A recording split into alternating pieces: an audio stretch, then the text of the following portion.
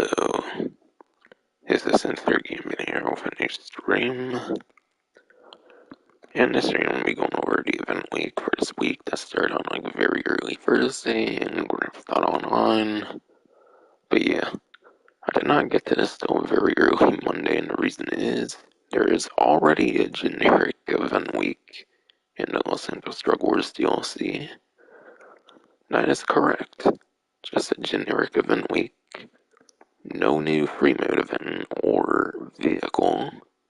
Despite how much content is in the Dravine, they didn't do one single thing apparently. That's new, really. Aside for like your money opportunities and stuff like that. See nothing of too particular interest on this one, to be honest. Which is why my title was 3 times money RP on the like Freemode events. In terms of like the amount of money opportunity, that's kind of the highest in terms of numbers, kind of. So I figured I would go with that one. But yeah, starting off, there is already again 2 times money in RP on his first dose missions, 2 times in like the last month. Pretty interesting. Brand new set of missions that were added in Los Santos Drug Wars here.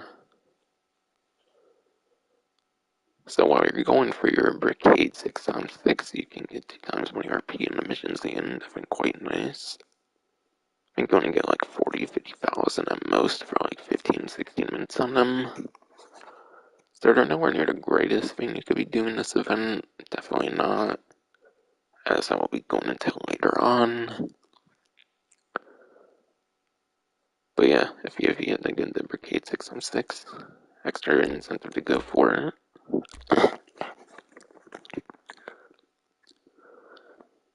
I'll talk more about the particular missions later on, as well when I'm in the actual game and can see all the individual ones. Except actually they're not even on the pause menu, so I might just talk about them more in game anyways. And then you get a Gooch. This will be your last event week in order to get the Gooch here. I highly do not recommend it though. You have to wait like 48 minutes in a lobby apparently just for it to even have a chance of appearing. You need a second player as well. So especially if you're a lone wolf like myself, not great. The only real significant reward is like a mask. Like sure, experiencing it one time can definitely be nice, but like it's such a struggle, like such a hassle just to get it apparently.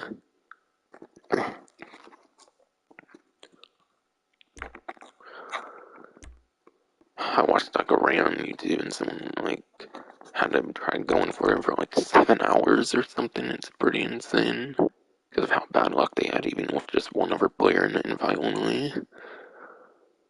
I think it was like some popular Game Master YouTuber I watched. It took like 7 hours of attempts for them to even get it apparently.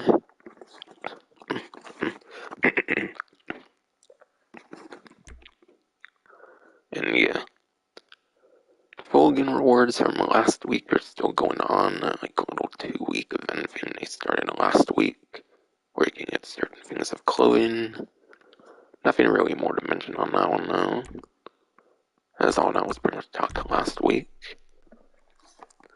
And yeah, for what's new, there's apparently not even that much in here for some reason. I swear they keep getting lazier and lazier with the what's new section lately. Which is sad because it's literally just copying things from the newswire essentially. But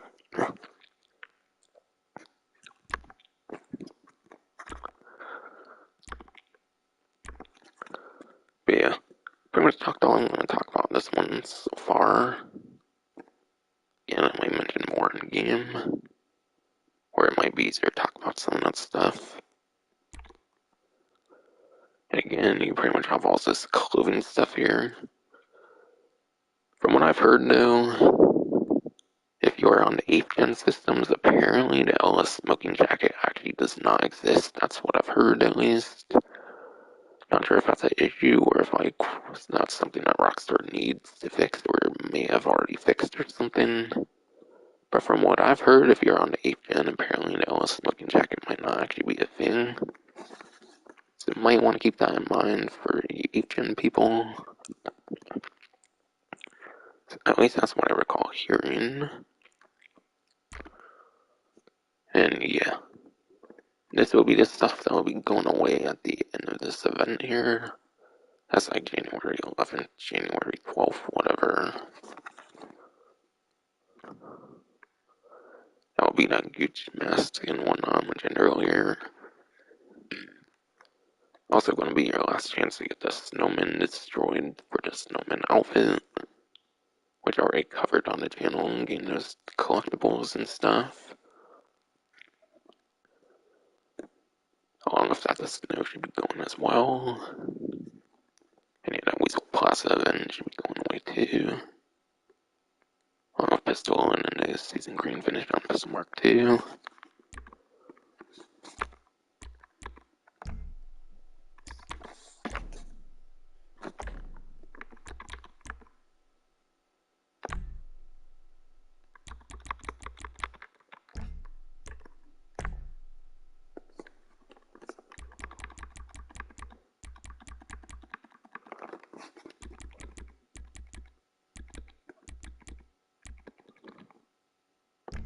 No serious stuff or anything, it looks like. 150 times money or anything. Figured I would check there first. Since it's like it's a convenient way of showing some of that stuff off.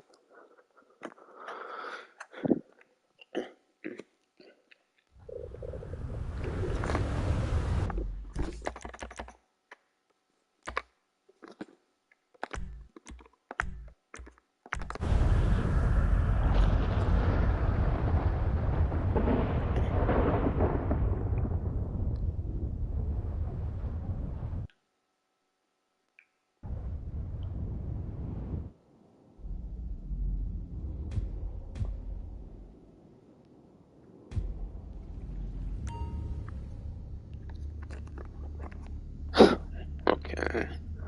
Not sure what they're telling me how many days are left in the benefits there, but okay. Not getting a subscription service, but okay, Rockstar. Must have been something they did illegally. I don't remember them saying like a 10-day warning before.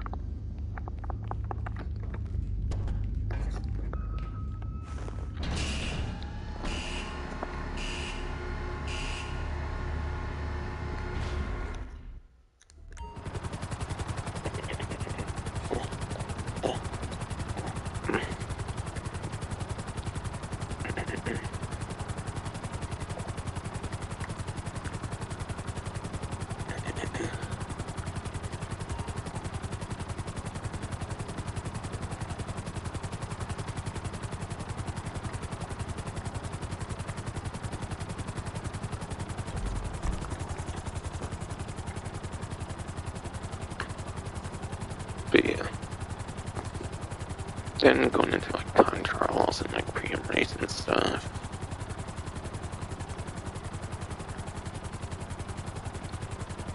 Okay, there it is, alright. But yeah. Current regular time trial here will go to LSIA. And yeah. Pretty obvious start, I believe there's like some kind of ramp you can go right off of on like the parking garage here. Now obviously your ideal like starting point to get off of and whatnot. Not going like a long way down to like parking garage and whatnot.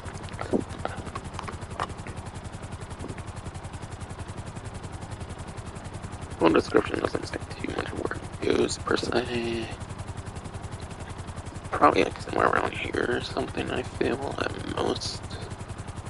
If I recall right now. It's not too bad. The only annoying part, if you're on a motorcycle, might be like not falling off of it when going down a certain height on the ramp. As long as you can get off of a motorcycle, it should be pretty easy.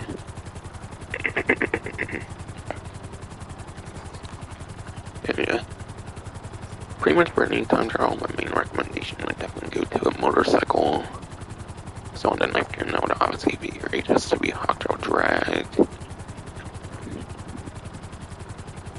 And yeah, your Western Reaver from like a contract DLC is a pretty good top speed option on the 8th gen. I believe stuff like the Nagasaki Shotaro and like the regular Hawktail Drag can also be pretty good on 8th gen as well for like motorcycles. Maybe those ones more so for lap time.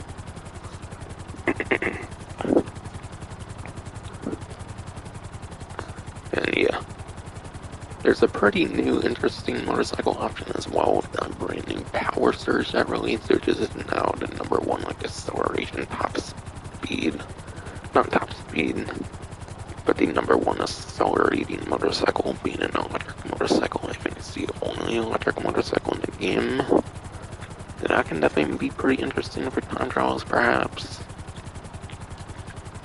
Roughly 152, the like racing person I followed hasn't released like full-on like testing for it now, so its full capabilities that are not necessarily the most known just yet. But yeah, I imagine the new Power Surge could be a pretty interesting new option to use as well. But it is more on like 8th gen. So there's gonna be a couple of motorcycle options.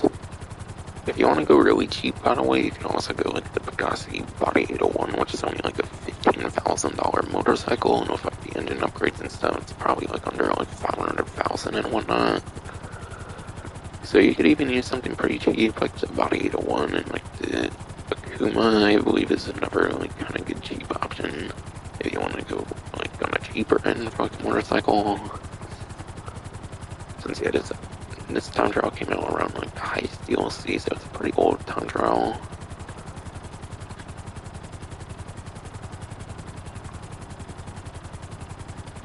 RC Mantito time trial.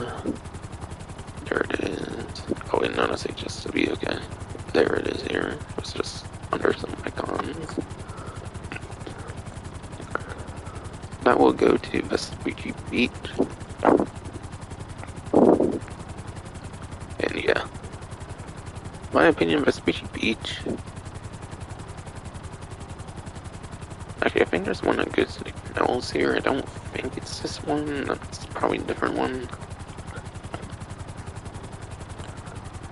But if it's just on the beach and stuff, maybe there will be certain times where you'll have less NPCs to deal with and stuff, so maybe certain time of days it won't be better than others, or more of like a general strategy on this particular one. But yeah, and aside for that, you just gotta know how to like corner on it and whatnot, which shouldn't be too difficult with enough jumps on it. No vehicle advice really to provide on this one, given you only have the one vehicle to use.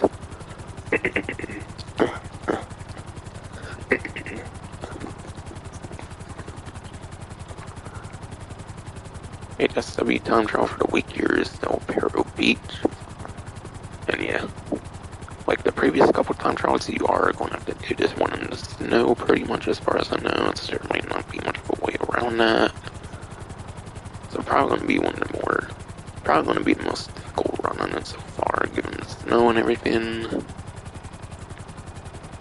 So if you're very worried about doing the time trial successfully because of the snow, then hopefully you have HSW Hawktail Drag, given it's the motorcycle.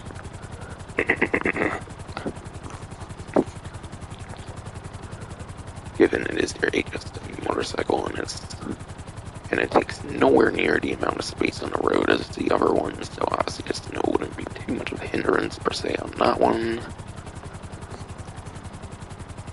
But either way, I've been able to do snow time trials of like the Sterling GT, like off stream on that like last time trial, even that's a complete bit from like off stream. I was actually barely able to like complete the snow time trial to like last one, but, like they're over to like here or something. Stuff the hardest time trial of them all pretty much is possible if I just throw in GT into snow and stuff. It's gotta be pretty doable still. With any vehicle you choose, really.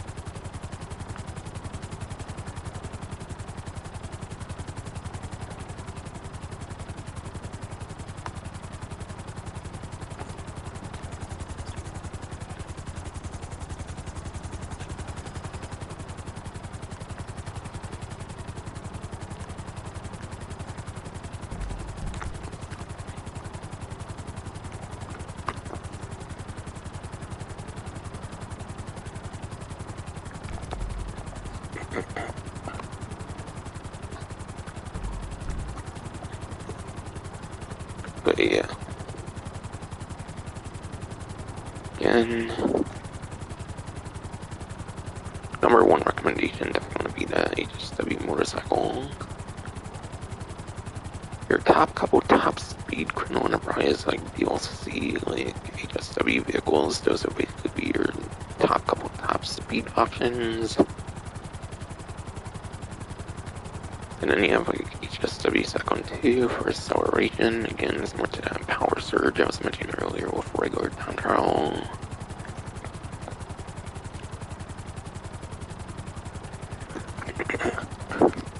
But yeah, if you're not gonna go HSW Octo Drag or like one of those top couple like top speed like HSW vehicles from like Criminal Enterprise DLC, I would probably recommend one of the HSW supercars and maybe the best couple options from there.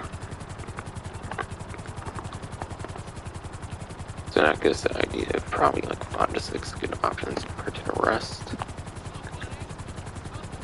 But yeah, for those that don't know, your part time is actually determined off of the HSW vehicle you use, so any vehicle in HSW time trial can be pretty usable, which is nice.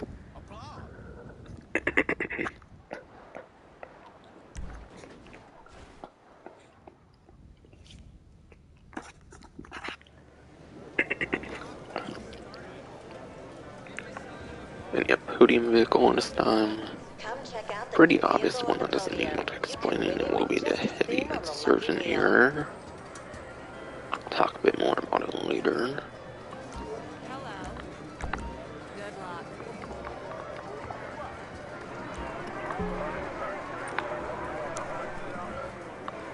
Oh yeah, so I go for pre-em race, by the way, I'll do that after now.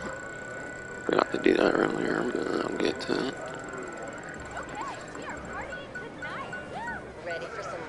Okay, good, I didn't want the vehicle, I already have the insurgent.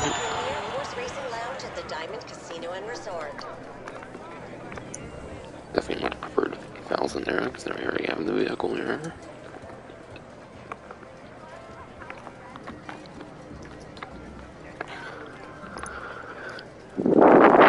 Yeah, regular insurgent here, most definitely on the Warsaw Cash and Carry website. Very interesting choice for podium vehicle this time around. A little preview at a discount there, by the way, or 2 even, kind of. But yeah, your heavy insurgent, that would be $675,000. I'm not going to go over performance on this one, but it's actually pretty interesting and useful aside for performance. I'll talk more about its capabilities. But yeah, nothing special about the windows at all, I'm pretty sure. I think they're just regular windows, so it'll break just as quick as any other window. But yeah, it's a light armored personal vehicle, so it does have explosive resistance to it. It's not super crazy for recent standards, I would say, especially with the Brigade 6x6 with its crazy, like, explosive resistance. I think it's like explosive resistance that like goes up to like 48 on that Brigade 6x6, that is pretty insane. Nothing that crazy at all. But still very respectable though. I think it's anywhere from like 5 to like 8 or 9 like explosives it can take, somewhere around those numbers from what I recall. Honestly, any like few to like several amount like missiles you can tank, I think is definitely pretty decent, especially since you can consider the fact that it's possible that a vehicle missile can miss, especially if you're going against a vehicle that's not one with like the crazy like tracking homing missiles. Like even on Present Mark II can have struggles now since they nerfed those missiles as in the last couple updates for some reason, despite the invite-only sales they ended up doing.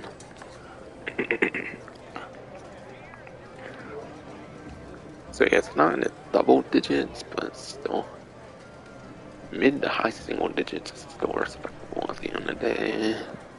Definitely.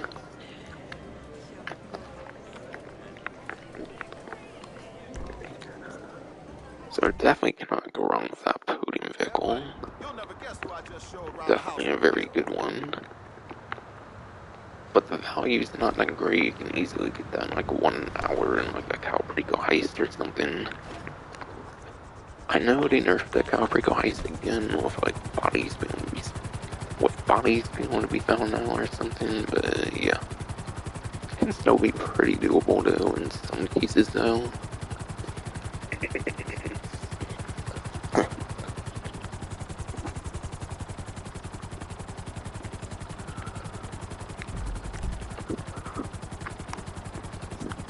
And yeah, premium race for the week goes to motorcycle class. Cannot see what the course is, unfortunately, on this pause menu screens. I'm not going to go in depth to like what the course is. I already mentioned some good motorcycle options though in the regular time trial though, so I would assume that could maybe be enough guidance though. If not, then I'll check out Bruffy 1322. Pretty good racing like GTA creator there. On like YouTube. Talk about their spreadsheet a lot on these event streams.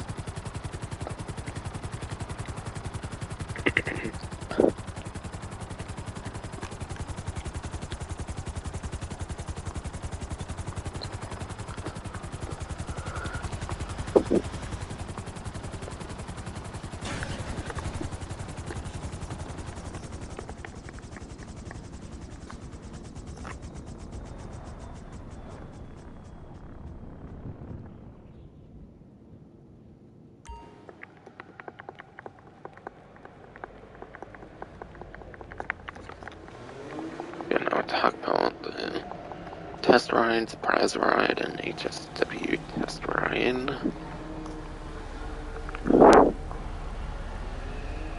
But yeah, definitely some interesting ones this time. You will have the Karen Kuruma Armored Vado Buffalo SCX, and then you have the Innis Euros, which will kind of just be your like typical like tuner vehicle, and they tend to put a lot as of lately in this update for some reason. And the test rides, probably because the like Oscar got introduced into the tuners update.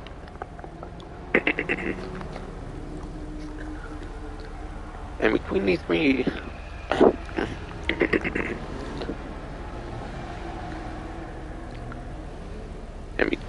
I think only one of them is actually on a discount. I might slightly talk about all of them though. Because they're all kind of interesting options this time.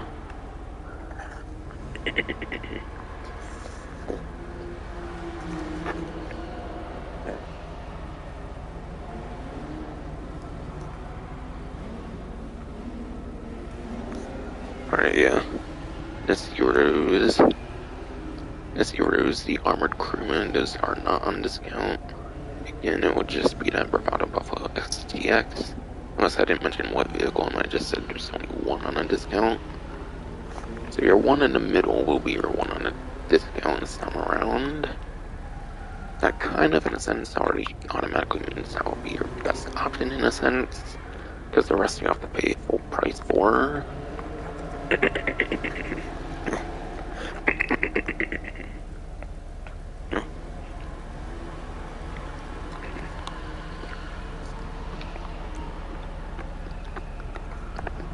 Alright, yeah, that's clearly full price. But yeah, starting off with your Karen Crema Armored. This is definitely a very nice vehicle, and it's not even that expensive at all, even though it's full price. And I definitely can easily recommend this one, even when it's not on a discount. But yeah, first of all, it's definitely one of the most bullet-resistant vehicles in the entire game. It's almost impossible unless you're pretty standstill, I feel, for an NPC to shoot you out of it much. Unless, of course, one of your doors is broken or something, then obviously that would be an exception there. And yeah, for armor, it doesn't have any armor, despite the name Armored. The Armored, in this case, means bullet protection, as I mentioned. So yeah, non-existent explosive resistance, but very great bullet protection, which is very nice for your contact missions. Definitely one of the more reusable vehicles in a contact mission, no doubt. And you can use it in heists as well, which is very nice. Because they introduced instead heist update, not to mention.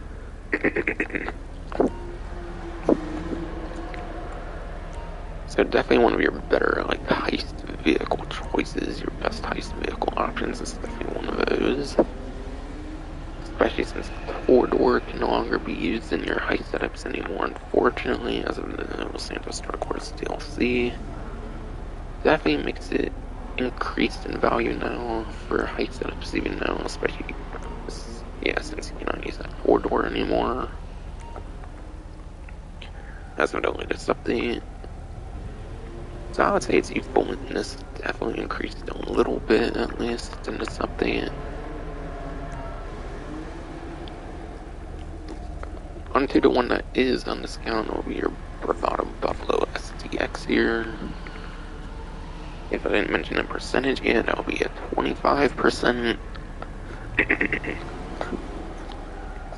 And yeah, there's kind of a reason the discount's not that impressive, it's not higher than 25%, and that's because it's also a pretty useful one.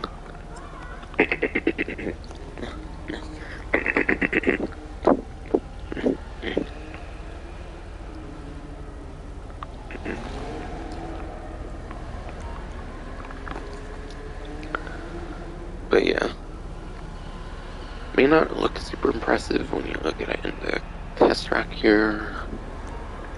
But your Bravado Buffalo STX, that is actually one of the Monitech vehicles. So yeah, it's a Monitech. It's also one of your first Monitech vehicles, which means it also has bullet-resistant glass. So it can take 16 pistol rounds, 16 assault rifle rounds before your glass will break. Nowhere near the greatest bullet protection, not as great as your Armored Crewman here. But at least it's something for bullet protection.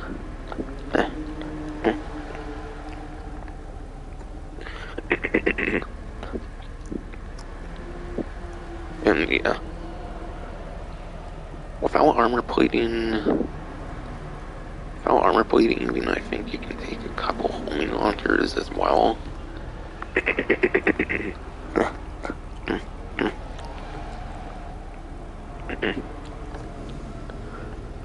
But yeah, you can definitely take a couple homing launchers as well with this, even without armor plating, if I recall as well. You basically double down on the explosive resistance as far as I know when it comes to the armor plating versus no armor plating, at least when it comes to homing rockets. when it comes to a regular rocket with no armor, it might get destroyed instantly, but that's why you want to put the armor plating on, even if you're not the biggest fan for the extra armor plating, obviously.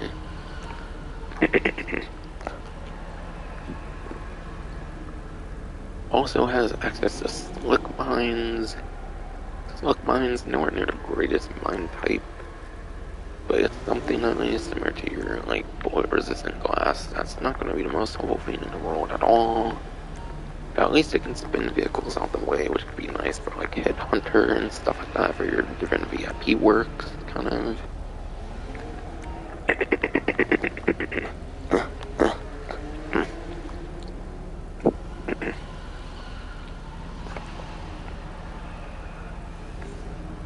Also being one of your older mining tech vehicles from 2020.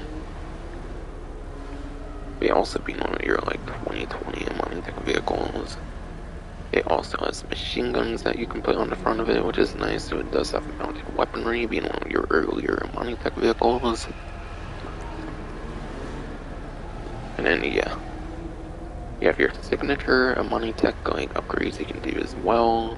Not very exclusive, which would be your remote control unit and missile lock-on jammer.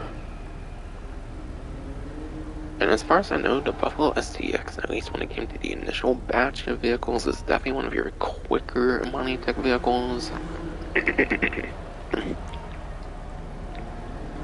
It is in the muscle car class, but as far as I've heard, it performs pretty good, like a sport car kind of in the muscle car class, which is pretty nice.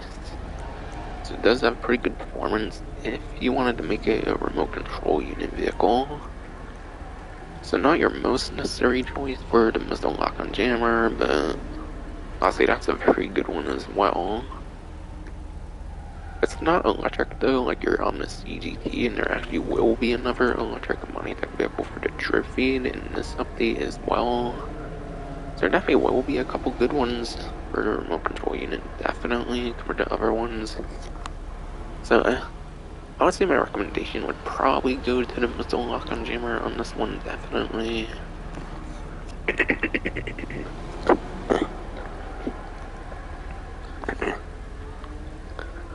But yeah, with missile lock-on jammer, you obviously won't be able to get locked onto, which will definitely be quite nice.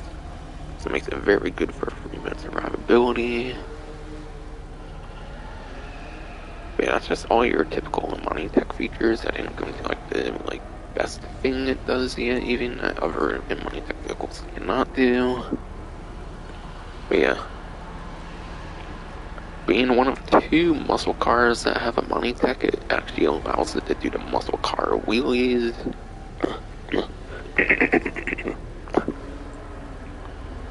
But yeah, being a muscle car has access to being able to wheelie with those muscle car wheelies.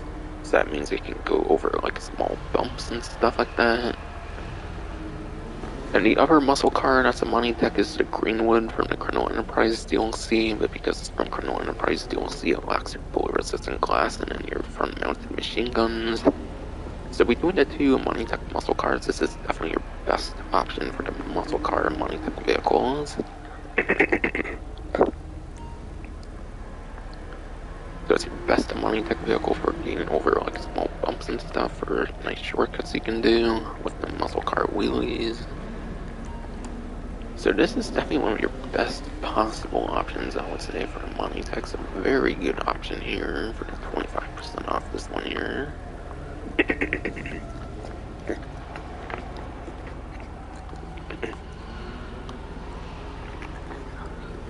And then last but not least, for your regular test ride vehicles, that goes to the NIST Euros.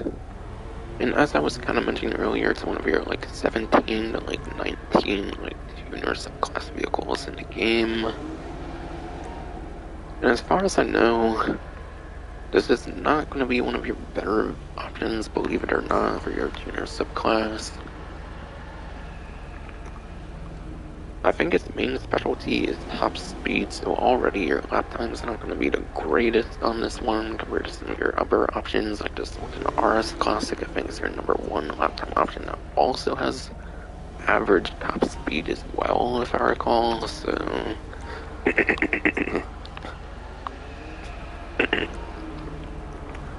So this is definitely nowhere near your best tuner sport car in the game. And then yeah, for top speed, I think it's a little bit better for top speed.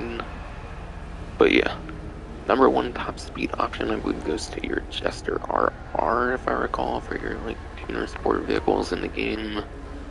And yeah, it's like 15. I don't know. Hold on.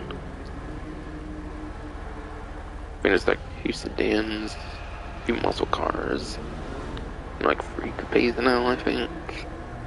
There's like 12, there's like a whole dozen of like tuner sport cars in the game, so yeah. Being one of the 12 tuner sport cars, it doesn't do anything all that special or anything between the bunch, so I would say it's kind of a pass, to be honest, especially because you're paying full price on this one, which will be your 1,350,000 on a trade price at least. And again, for Armored Crewman, that's on a trade price as well, because I think of NGD added buy it now prices. But even then, that one's still not that bad, so I can recommend it definitely.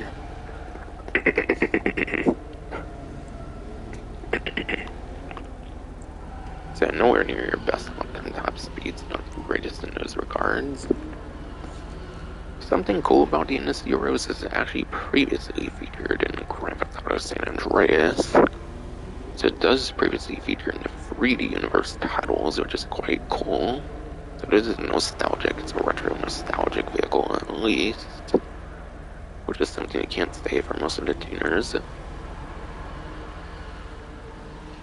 But yeah, that has no performance benefit or anything, it's just kinda cool.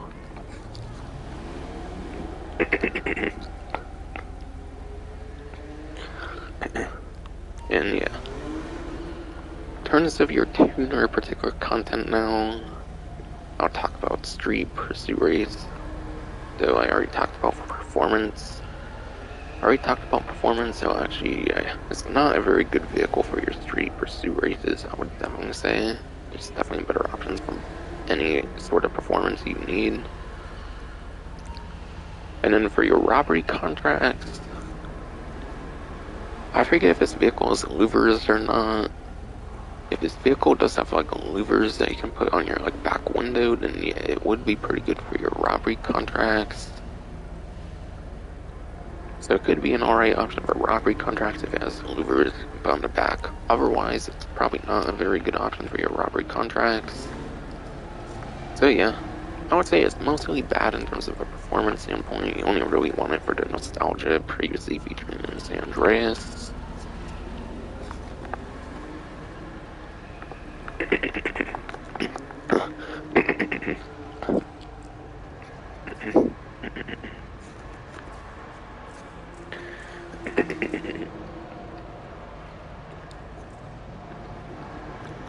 And yeah,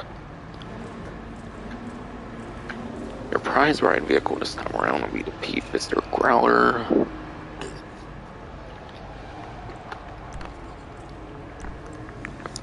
Prize ride challenge this time around, that will be for your street race series, and you have to place top 1 for 4 days in a row.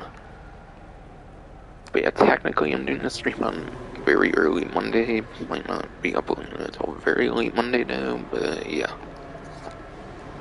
As of when I'm doing it, it's kind of your very last moment, definitely.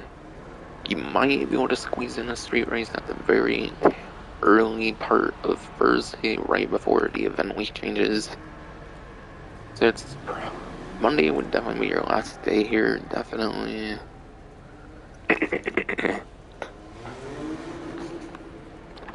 And yeah, street races, those are 2-player races, so if you're doing very minimal players, then that's at least a 50% chance for top 1, which is quite easy.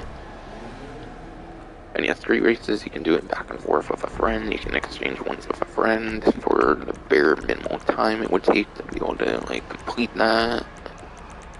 And then you can benefit someone else as well. So going back and forth between a friend or something, exchanging wins would definitely be your quickest way of going about it, and pretty much a guaranteed way of going about it as well. that's my advice there. But yeah. Again, like the Euros, it is also one of those like 17 to 19, like 20, like tuner vehicles in the game. So I'm not going to talk about raw performance, which the sport tuners don't really have great raw performance per se when it comes to the entire class. Your sport tuners are more better for the actual tuner class.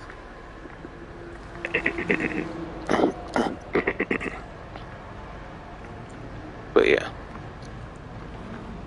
Between the two P-Fisters, I definitely recall I would say the P-Fister Comet S2 would probably be better if you're like two like P-Fister tuner vehicles. And yeah, your S2 Cabrio, by the way, that's not technically classified as a tuner as far as I know. So yeah, between your two like P-Fister tuner vehicles in the game, I would technically say it's your least worthwhile one. Because yeah, the Comet S2 at one point was actually your number one like top speed option you could have during like a low grip and like stance setup. So I think that basically means that the Comet S2 would basically be a better P-Fister option than your Growler here. And yeah. And your number one lap time for sport tuner is pretty much your Sultan RS Classic and also has respectable top speed. And then yeah. Your number one top speed tuner I recall being the like Jester RR. So it's nowhere near your best option, so I don't really necessarily feel what's going to be the most worth your effort, to be honest. Not necessarily the most worth one of your 10 like tuner garage spaces for your auto shop.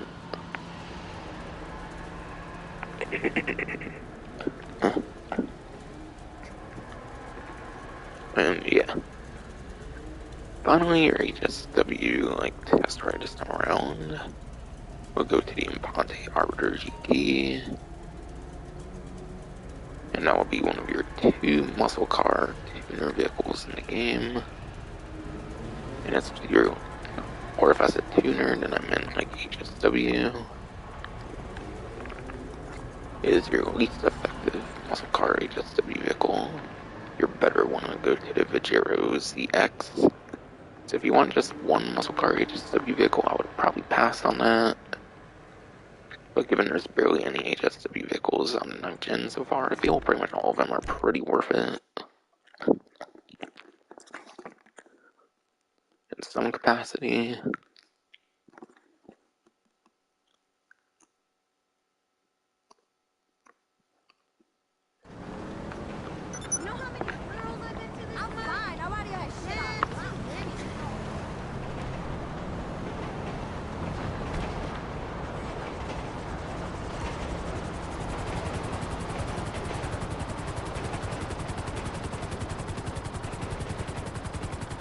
And yeah,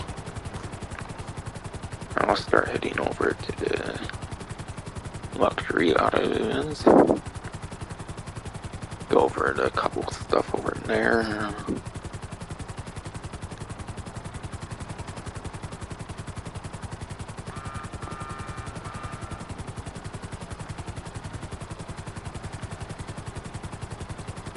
But yeah, I actually don't think I mentioned the like robbery contract side of things of the Growler yet, but yeah, again, that'll depend on if you can put like louvers on the back of your vehicle, because you want that back protection as much as possible. So if it has the louvers, then it can be pretty good for your robbery contracts, otherwise, probably not.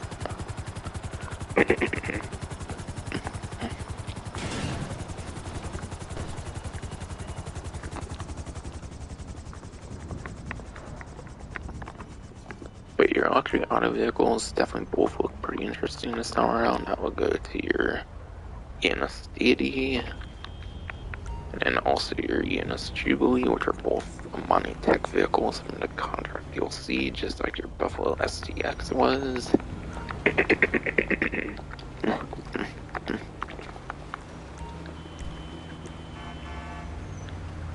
158,000. I think the Deity might be your discount here. I think not both of them, but just one of them is on a discount this time for luxury autos over here.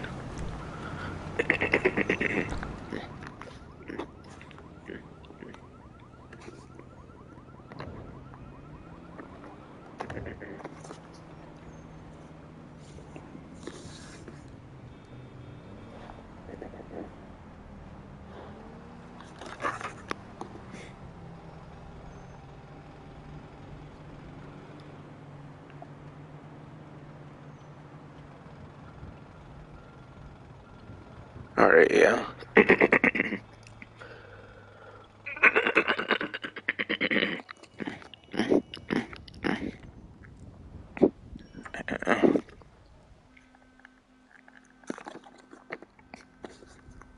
But yeah. Your DD is indeed the one on discount, and then this one will be your full price 1 year. That kind of already says which one of the two would be your better recommendation for the event week. So yeah, I'll talk about both of them though, because they're both pretty useful though. Because again, they're both a mine tech, so they have the like bullet resistant glass because they're from contract D, and then they have the front mounted machine guns.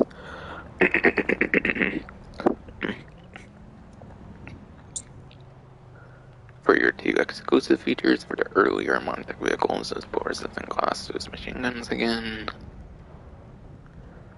I already mentioned basically your typical stuff for the mine tech vehicles. I kind of might just talk about the unique things that they do for these ones here.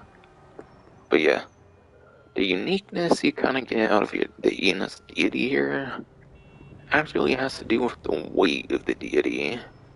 The interesting thing about the deity, from what I've heard, is it's like the heaviest mine tech vehicle in the game.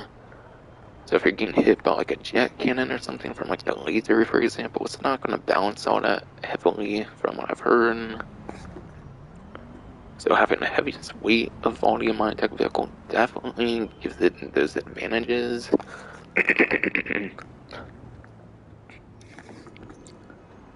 But yeah, having all the weight makes it not easy to bounce around. Definitely gives it some nice advantage there.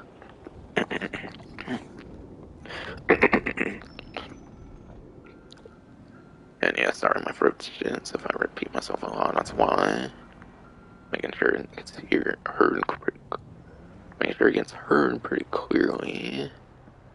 And yeah, your one that's not gonna be on discount this time will go to your ENS Jubilee here. And this one will be a SCV. And again, since it's from contract DLC, it has your more exclusive features on a mine tech vehicle being the bullet resistant glass, and then your front mounted machine guns. And the uniqueness this one provides is like unique advantage from what I've heard. Has to do with the front mounted machine guns actually.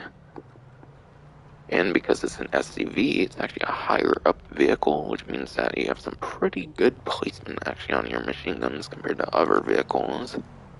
The machine guns are so high up, it probably can actually hit NPCs in their actual vehicles, which is nice for like something like a headhunter, VIP work, for example, and stuff mentioned earlier. And yeah, for pretty much all mine tech vehicles, I think their best money opportunity will probably be like the headhunter VIP work, pretty much, for those wondering. I would say the same thing as well for like the insurgent from earlier for the podium vehicle. Pretty much best thing that's going to probably do for you pretty much will be a headhunter. You might at least be able to use that one in like a heist or something though, so at least you can have heists I think you can use for the insurgent, similar to the armored crewman I was mentioning earlier.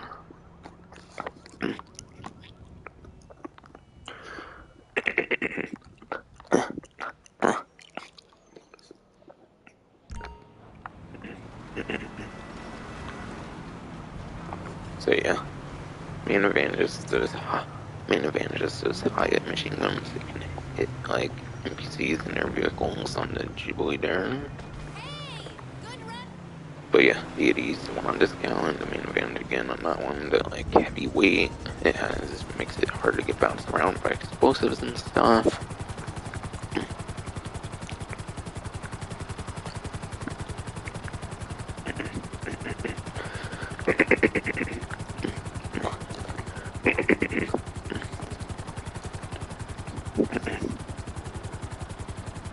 And yeah, for those that might not have looked at the news wire, feel free to take a guess at what vehicles might be at Simeon's. Or at least some of them, not necessarily all of them that will be there. But maybe.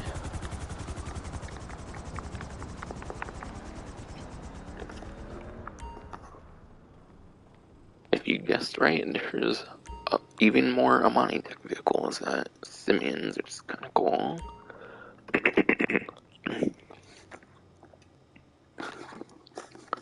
But yeah, your 5 simming vehicles this time around will be the Heavy Night Shark, which, as I was showing earlier, is actually on discount. Since I was going over the Insurgent and it was before the Insurgent, so yeah, Night Shark's already going to be on a discount. Then you got your Mammoth Patriot Mill Spec, Bravado Greenwood, Class A Gringer 3600 LX, and then you got your Obey Omnis EGT. The last 4 are more of your Armani type vehicles. This one here is like a gun running weaponized vehicle here.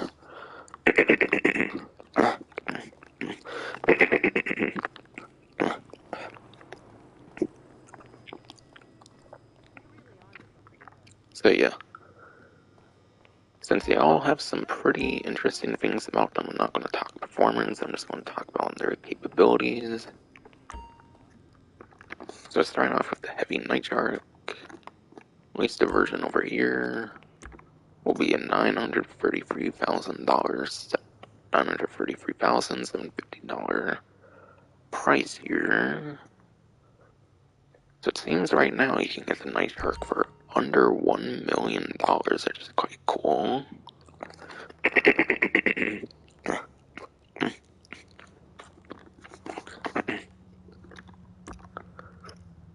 Which is definitely quite nice.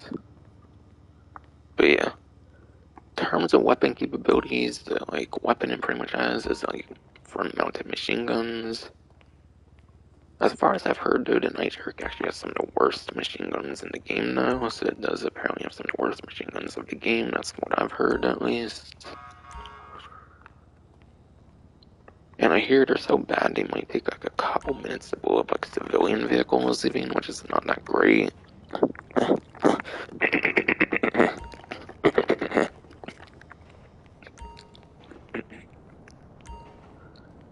If it takes even a couple minutes to blow up a civilian vehicle, that's obviously not good at all. But yeah, from what I've heard, it's definitely like the worst. From what I've heard, it's definitely one of the worst vehicles in terms of front mounted machine gun damage output wise, at least. Besides for that, it's also one of your most bullet resistant vehicles in the game if you put on like the heavy armor plating at least. So if you put on like heavy armor plating, it's actually one of your most like bullet resistant vehicles of the game. Don't tell me I actually somehow got stuck here. What? I shouldn't have been fooling around like that. I don't know. Seriously, though. I mean, I can test drive and get on there, I guess, technically. I'll have to do that.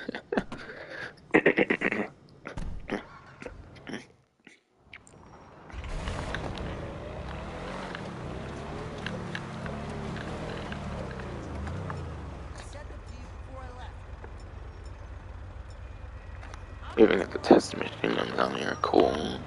So you might not even have to buy the machine guns, might already come with machine guns.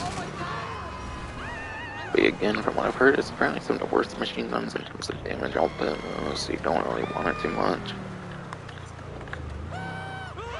Oh yeah. And if you don't have armor plating, you can actually throw sticky bombs out of it, so there's actually an advantage to not having armor plating. You can actually throw the sticky bombs out of an armored vehicle, which is quite nice. That could be a reason to not have armor plating. But yeah. If you do the heavy armor plating though, apparently that's pretty good bullet resistance though.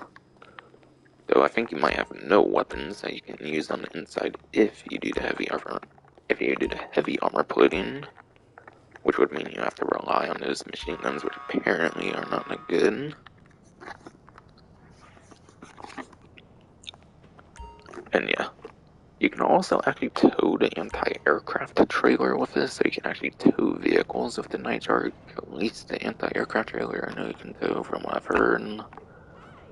So if you have a friend, you can actually tow the anti-aircraft trailer, and it'll actually give it a lot more like firepower, which can definitely improve its utility in certain missions and stuff. In like Freemode. But honestly, for the most part, again, it will probably mainly be best for your like headhunter VIP work and other similar kind of stuff.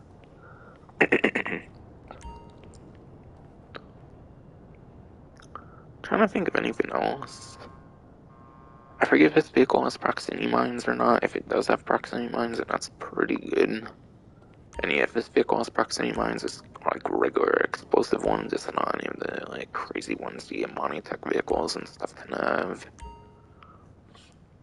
But it might have proximity mines, which might improve usefulness as well. But again, that wouldn't really help that much more, I feel, compared to your machine guns, possibly. And yeah, onto your Mammoth Patriot mill spec here. Again, it's one of your like money tech vehicles from the contract DLC, which means it has the more exclusive bores and glass, and then the front-mounted machine guns on it that newer money tech vehicles do not have. Oh, and yeah, hold on, I forgot to say the recommendation for the stuff on the previous money tech vehicles. I said on Buffalo STX I recommend the missile lock on jammer, but I forgot to do that for the Deity and then the Jubilee, so I'll mention those real quick as well. For the Deity, as far as I've heard, it's not the speediest vehicle, so you definitely probably want that missile lockdown jammer on the Deity. So if you put the heavy weight into account and you're fine, like getting hit by stuff every once in a while or something, maybe that could be an okay one for your remote control unit. But still, I'd mainly recommend your missile lockdown jammer on that one regardless. And yeah, you're in like an SUV when it comes to the Jubilee, again, nowhere near your like speediest mining tech vehicles. So again, that one would definitely, I would say, go to the missile lock-on jammer.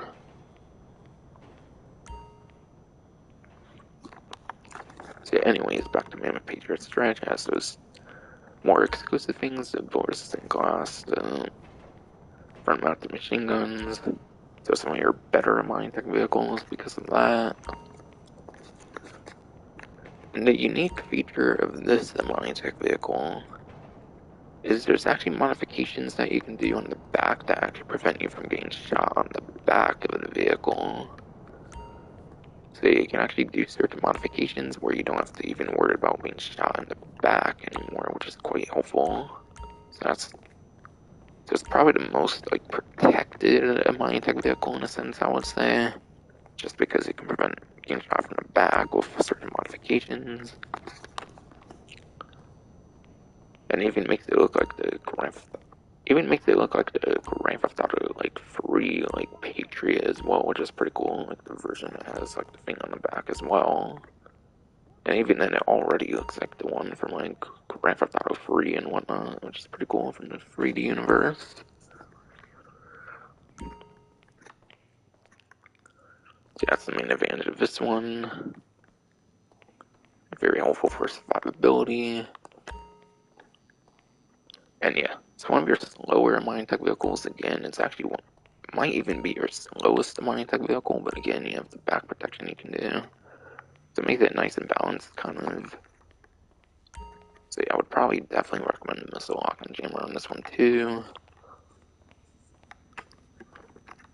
Onto your Bravado Greenwood this time around. This will actually be one of your newer mining tech vehicles from the last couple of DLCs, the Criminal Enterprise and Los Santos Drug Wars. And what that means is you do not get access to the bullet-resistant glass, so you just have your regular glass as any civilian vehicle has. And then you also cannot weaponize it with the front-mounted machine guns, which severely limits its limitations and whatnot, so it makes it more limited. So therefore, it's not the greatest one to cruise around in and whatnot for survivability sake. And yeah, being a muscle car, it means you can also do the wheelies with it, just like your Bravado Buffalo STX. So that's something at least. You can definitely do some kind of shortcuts, like across the highways and stuff. You can go for those like little bumps and stuff. So at least there's that.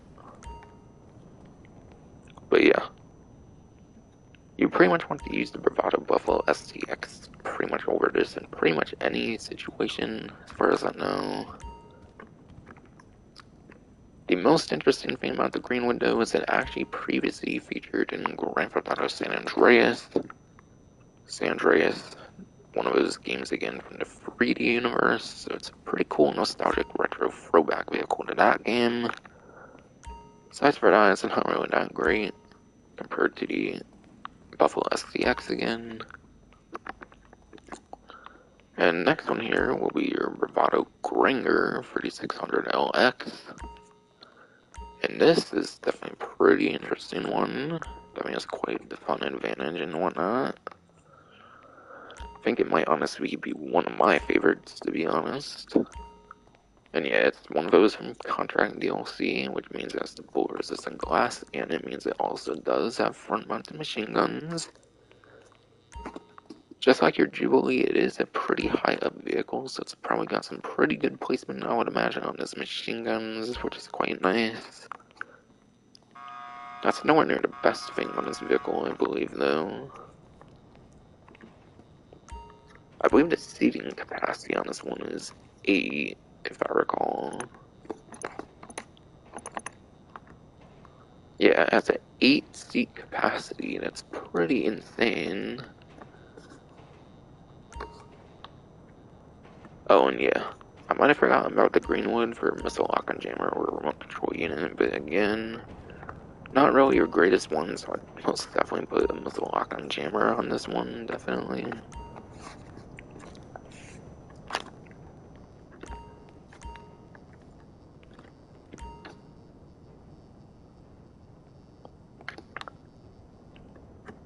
And yeah, this one, I would say your main advantage on this one is having 8 seating capacity, which I don't think any of the other ones before it has 8 seats. That's pretty impressive on this one if you have a huge group of players. And yeah, again, it probably does have good machine gun placement, being a high up SUV.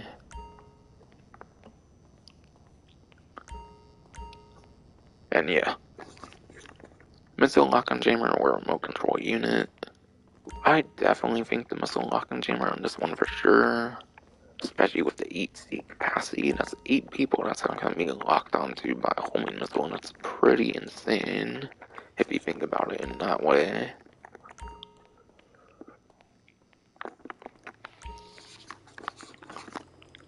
And then, yeah.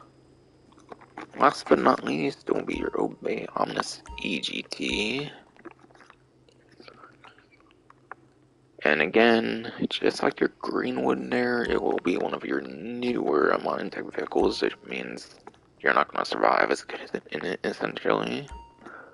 So no bullet resistant glass, so it's just a regular civilian vehicle kind of glass that bullets penetrate through real easily. And then no front mounted machine guns, which sucks. But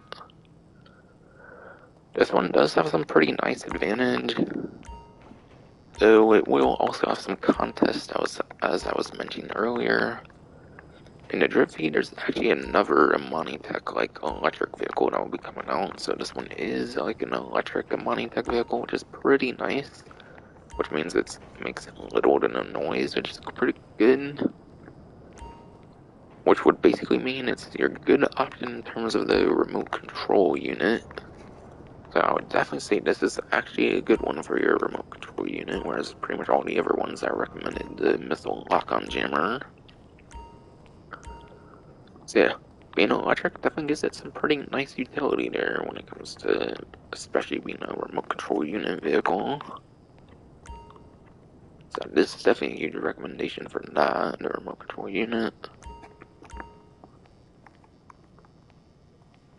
But yeah, while some of these Minetech vehicles are definitely much better off than other ones, I definitely think they're all pretty worthwhile, whether they're on a discount or not, so do keep that in mind, definitely.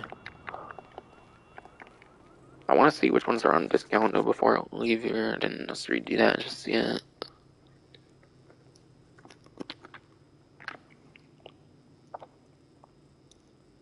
Okay. Looks looks like your Greenwood will be a normal price. Granger for 600 LX, or should that's a normal price. And then your Omnis EGT will be a regular price as well. So your two on discount here will be the Night Shark, as I showed earlier when going over the Insurgent. And then your Mammoth Patriot Mil-Spec, these two are on the 25% off discount. So therefore you're getting a steal on these two. So these two especially are definitely going to be your nice ones here. But even the ones that aren't on discount, like I've been mentioning, are pretty good options regardless. So definitely choose these two if you're only going for bare minimal amounts and stuff.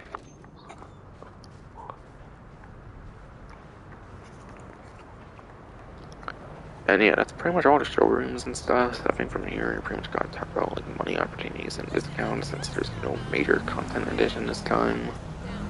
Already, not even a month in the DLC, they already decided not to do a Freemode event or new vehicle or any of the other stuff they might have as well. Because this one's actually pretty insane in terms of the feed from what I've heard for this DLC. And Rockstar even kind of already confirmed it themselves of like the taxi and like the gun van thing they hinted at and everything.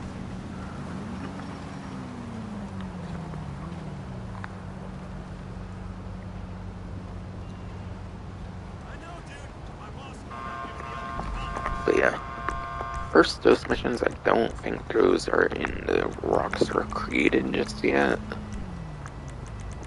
I think the last those missions might have to come out for those to even show up in the pause menu pretty much, and then you probably have to beat those in order to get all of those in there. See, I think first those, I think it starts with the first, like I think they're called like first dose, like 1 for 6 or something, I think they're called in games. So yeah, I was already in like F there, so they're not going to be in there unfortunately.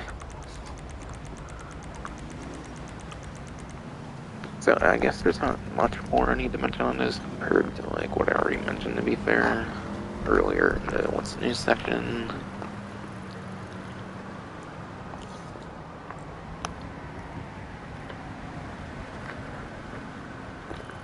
Okay, let me hover over like Gerald or something. Okay. They won't let me hover over that to see a little image pane, that's kind of unfortunate. But yeah. What mainly needs to be known is, again, I think the highest payouts they're going to get is like $40,000 to like $50,000. And that's if you take the maximum of like 14 to like 15, 16 minutes. Actually, I think the maximum is 16 plus minutes, so yeah.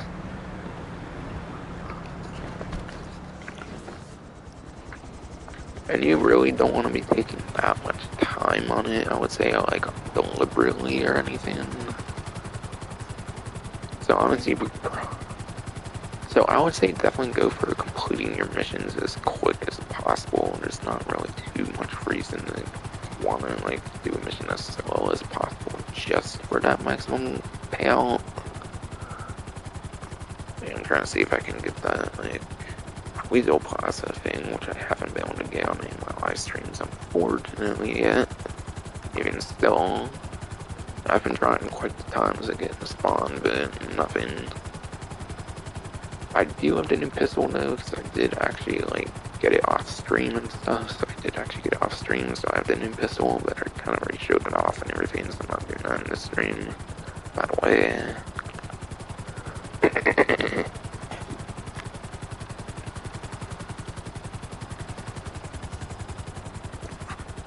But yeah. I'm trying to remember the missions, I can't remember them the most exactly. And because they're not in the pause menu, I probably won't mention too much.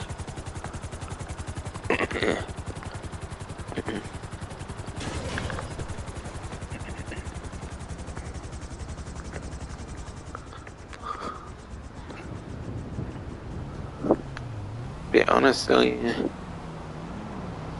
I feel none of the missions are super ridiculously difficult or anything. I think all of them are definitely very doable. So I think pretty much any mission for the most part could be pretty good for first dose. maybe try to take some of the longer ones. I don't know. There's one I definitely didn't like though, to be honest. The one I wasn't too big on is the one where you have to like get all the like packages and stuff, like all for like the boatyard, and like you have to go in like a certain area and like some boatyard and stuff like that. Whatever one where you have to get like all the different like packages and stuff, that's probably my least favorite. At the same time, that one can probably take longer, and therefore you kind of get a little more pale, so it's kind of a double-edged sword on that one. So if there's one I would avoid, it would be whatever first dose mission where you have to like collect all the different like whatever thing you're collecting, the like green like dots on the map on that mission thing, whatever. Reminds me of Last Play, go figure, but you only have like one possible location, I imagine, and you don't have like 3 possible locations like you do in Last Play, go figure. It's not as bad as Last Play, go figure, definitely not, but I'm not a big fan of that one. So if there's one to avoid, making that one, I would definitely say. And then the one I kind of like the best, in terms of simplicity, that goes to First Dose 4. First Dose 4 isn't even that much of a mission, to be honest. It's kind of like a little, like, fun, like, hallucination kind of thing.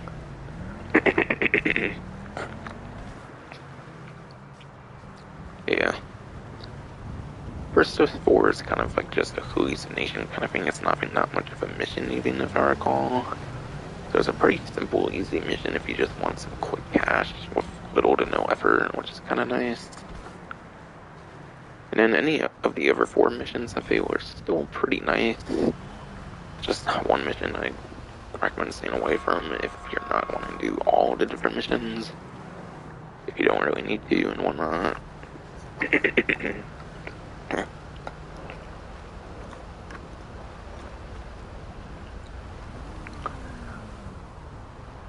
So that's my thoughts on the different missions, kind of, since they're not in the pause menu.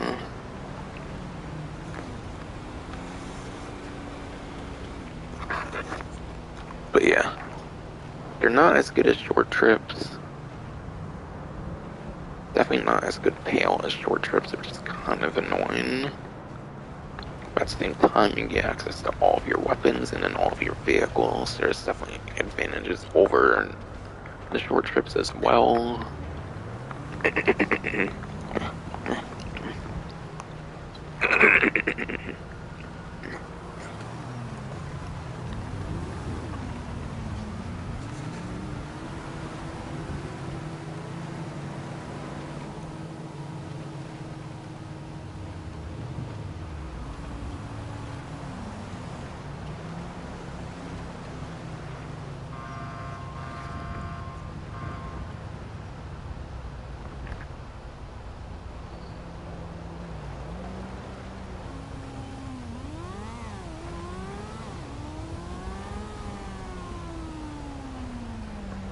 Again, remember you have those like full job, like clothing things you can go for, not that I really feel they're worth doing, but it's still.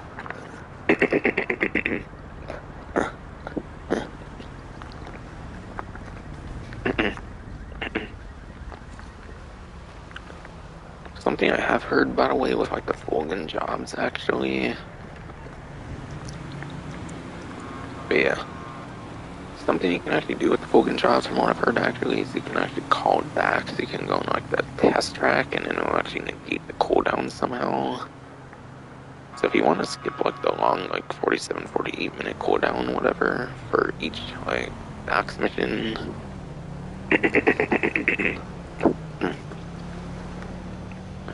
If you want to get those clothing unlocks quicker than usual, just go into like the test track and then it somehow lets you like skip the cooldown.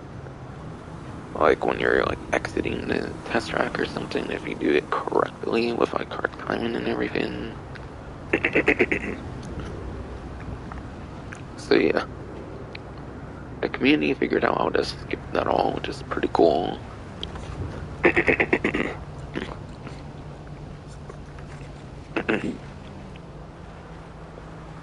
But yeah, Community figured out how to skip all that, which is nice for those that might be trying to get all those different clothing items for any reason.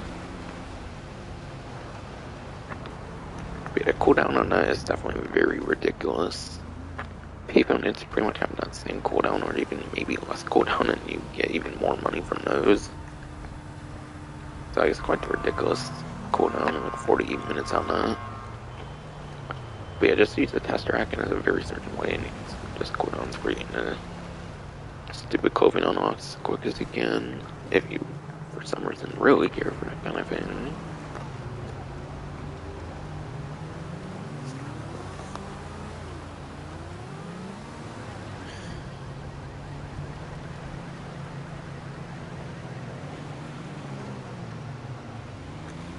And yeah, on to 3 times money and RP on the Freemode events and challenges.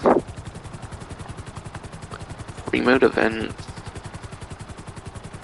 The Freemode events and challenges, it's referring to like the purple and pop-up things that you get in lobbies of like 6 or more players, I'm pretty sure it is. Because yeah. Business battles, I think, is recommended to have like 3 to 5 players, and that's because the Freemode events start spawning at like 6 or more players. So yeah, for player count, you want to be having 6 or more players. You want to stick to the minimal amount if you want the most chance of winning and whatnot against randoms and stuff. That's the advice in terms of player count for those.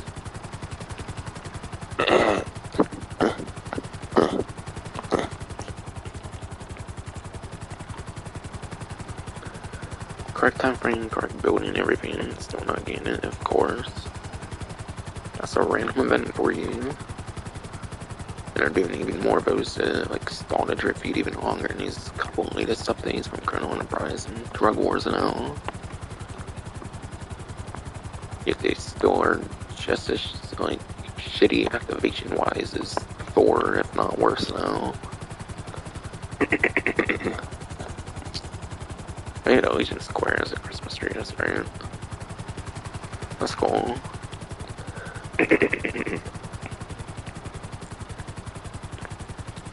That's very cool. But yeah, anyways, Freemode events challenges, there's sort of purple things where 6+ players in a public lobby and whatnot. You might be able to do it any lobby type as long as you have 6 more players, so you might be able to do invite only with a certain amount of friends and you can easily get them that way, and then it makes it even easier kind of in some sense. So yeah, again, those are the player count requirements and stuff.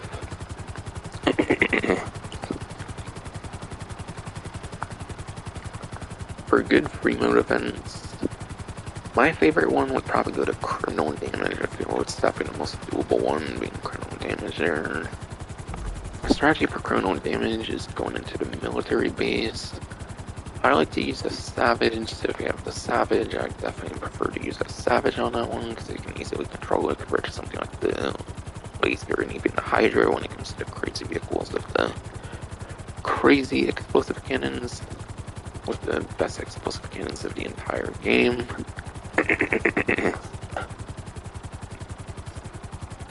And yeah, when you're in there doing criminal damage, just blow up every vehicle. Just blow up every vehicle you see, and then you can spawn a CO vehicle every like 2 to 3 minutes.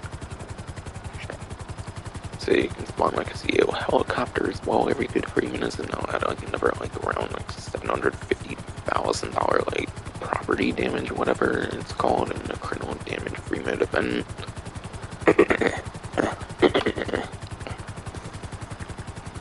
And yeah, 3 times money in RP and criminal damage, I think is actually a little over like $100,000, which is pretty insane. For a Freemode event being over 100,000, I think, is what you can possibly get on that is pretty huge. That's definitely, I think, the #1 like Freemode event in my opinion in terms of making money. So just do that whenever you get like a criminal damage. Another one I like is Hunt the Beast. Hunt the Beast.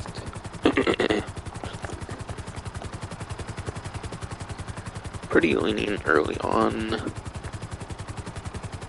each checkpoint basically gets you like 10 seconds of visibility, which isn't that much time as long as no one's like super near you or anything. And even then, I think you can be in like certain vehicles and stuff as the beast, which makes it easier to survive and whatnot. Maybe, I don't know. Someone can instantly go to beast, I imagine, with like a helicopter with like the helicopter blades.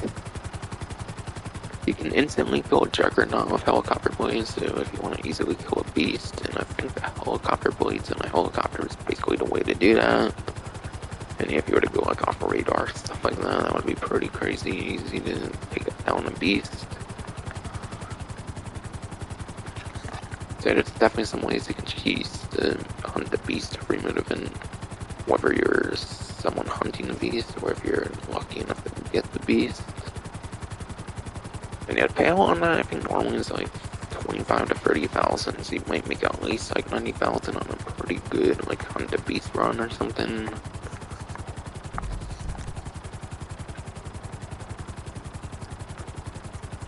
And then yeah,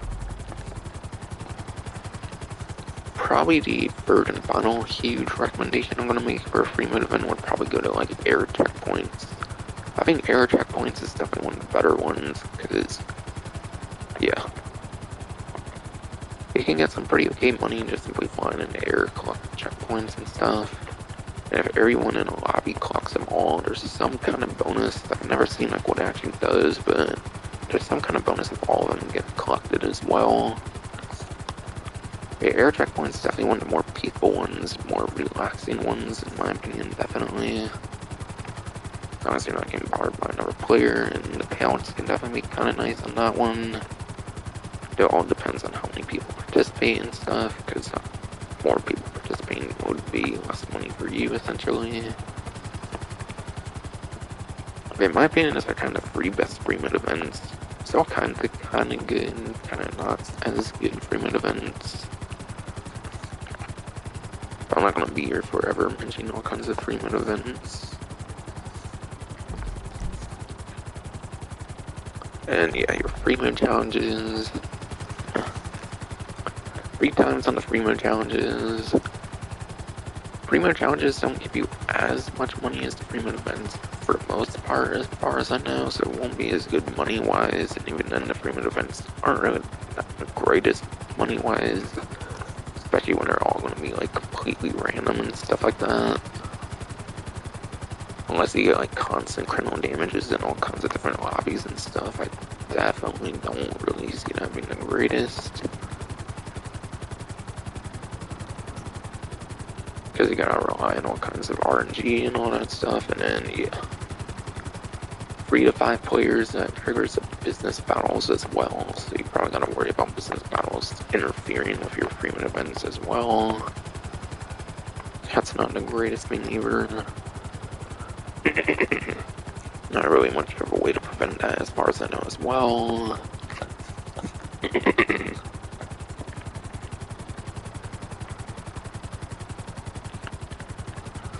But yeah, Freemode challenge, that'll be your like longest, like weekly, longest stoppy. I mean, there's like player versus player ones as well, where you have to get like a certain amount of headshots and stuff that aren't that great. Any that encourage PvP, in my opinion, are not really great ones at all.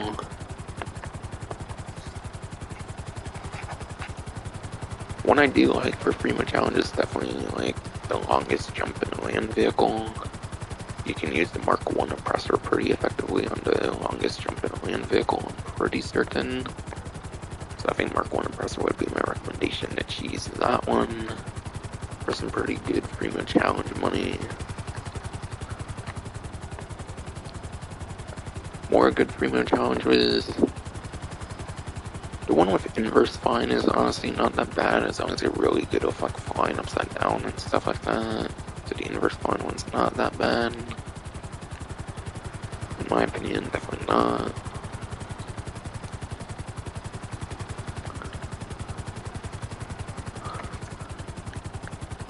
Low flying challenge. Low flying challenge, honestly, if you do it carefully enough, not that bad either.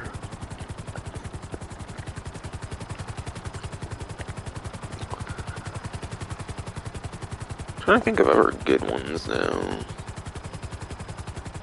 Trying to think if there's any ever good ones on top of my head before I stop talking about the Freemode events and challenges here.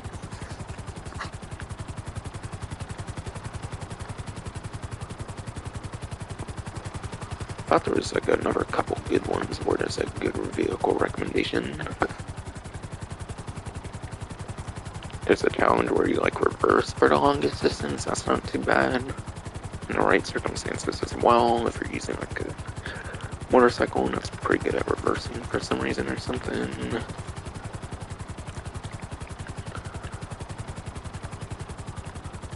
Your miss challenge can be pretty alright as well. Again, if you're on a motorcycle and your miss challenge could be a pretty good one. I don't know, I can't think of much more on top of my head at least. That's all I think I want to mention here. So those are some good ideas for like a few good Freemode challenges. But I think the actual Freemode events, again, like Criminal Damage will definitely be your better ones to choose from. If you get Freemode challenges, I feel they're definitely not going to be as good.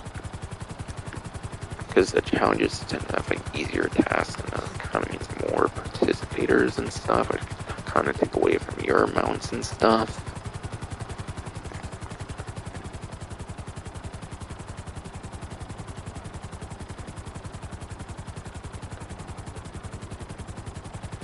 Yeah, again, I think you can make like 100 to like 110,000 or something, like 3 times of criminal damage, which is pretty insane, so it's not going to be your greatest money opportunity, as I'll talk about later, but it's a pretty alright one if you get the right stuff as well.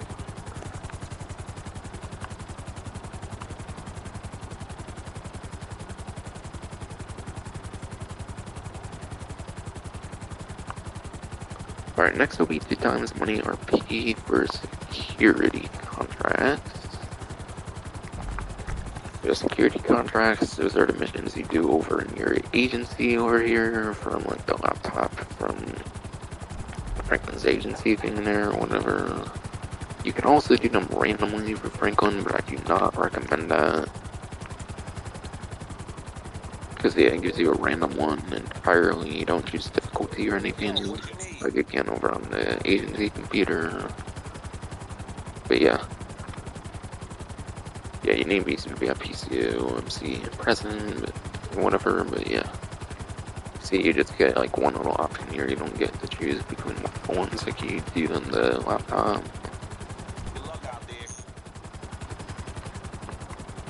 So yeah, I do not absolutely recommend doing it that way. Like, sure, it's a more convenient one, but then you can get terrible ones like asset protection. Asset protection is not great, because yeah, if the stuff gets destroyed on like asset protection, if some stuff gets destroyed, then that actually reduces your payout. But I think it's the only one where you can actually get less payout than what's advertised, which is kind of annoying. Like, it makes sense, obviously, that it works that way, but actually, no, that's... You want to avoid that one as much as possible, if you can. Me, I think I only ever did, like, one just to, like, experience it one time. And after just one, I was like, nope, I'm never doing that one again.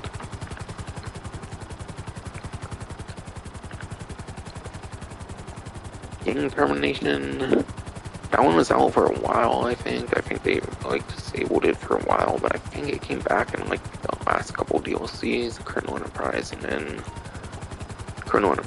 Los Santos Drug Wars. Gang termination, you take out a couple of gang leaders and stuff.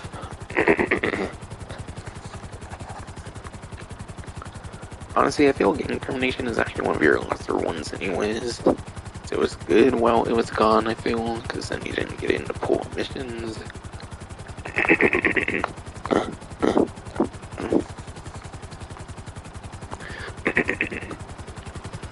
But yeah. In termination, you have to take out like a couple like hot targets, I believe. You have to take out like a couple like priority like target kind of characters. Then you like leave the area. I feel the enemies on gang termination have some pretty damn good accuracy though, I feel, compared to some of the other like security contracts, so I'm not the biggest fan of that one. It's definitely much better off than asset protection though.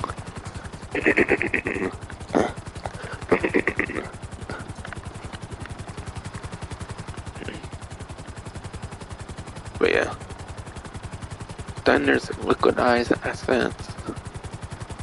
Liquidized assets, you basically destroy the assets of another, like, organization kind of thing or something, like NPCs. You destroy the assets of, like, certain NPCs and stuff. Not a very bad one per se, it's definitely very doable. I would say it's definitely better off than game termination. And then the asset protections especially. But yeah, it's nowhere near your best option. And it also doesn't have access to Specialist Plus. Only 2 contract types, as far as I know, actually have access to the highest difficulty, being Specialist Plus, which I'll mention later on.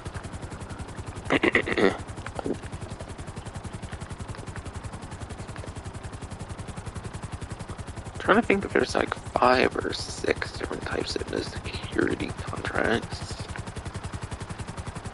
And yeah, my money's getting kind of crazy in there right now, which I'll explain that as well in a little bit too, because that actually ties to your security contracts. A crazy amount of money on like my agency safe.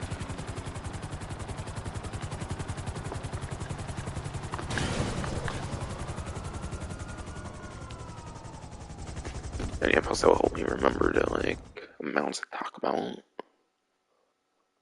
I think last time I saw it was at like 220,000. Could even be 240,000 right now, probably no. Okay, no, almost though, certainly. I'll be here.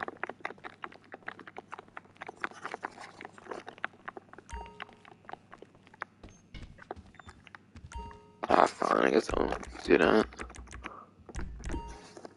Or at least I'm not MC for like $20,000 business fees.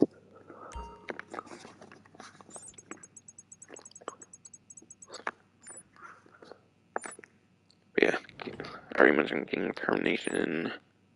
Oh, okay, that's the other one I was forgetting about. Rescue Operation. Oh, knew I was forgetting one.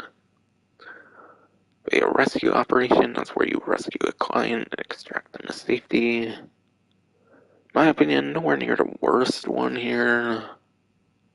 Again, Asset Protection and King Termination are definitely the worst of them, I feel. And of the 6, whatever, definitely. But yeah, you basically just go collect someone and then you take them from like point A to point B from where you pick them up over to like the safe house thing, whatever you're.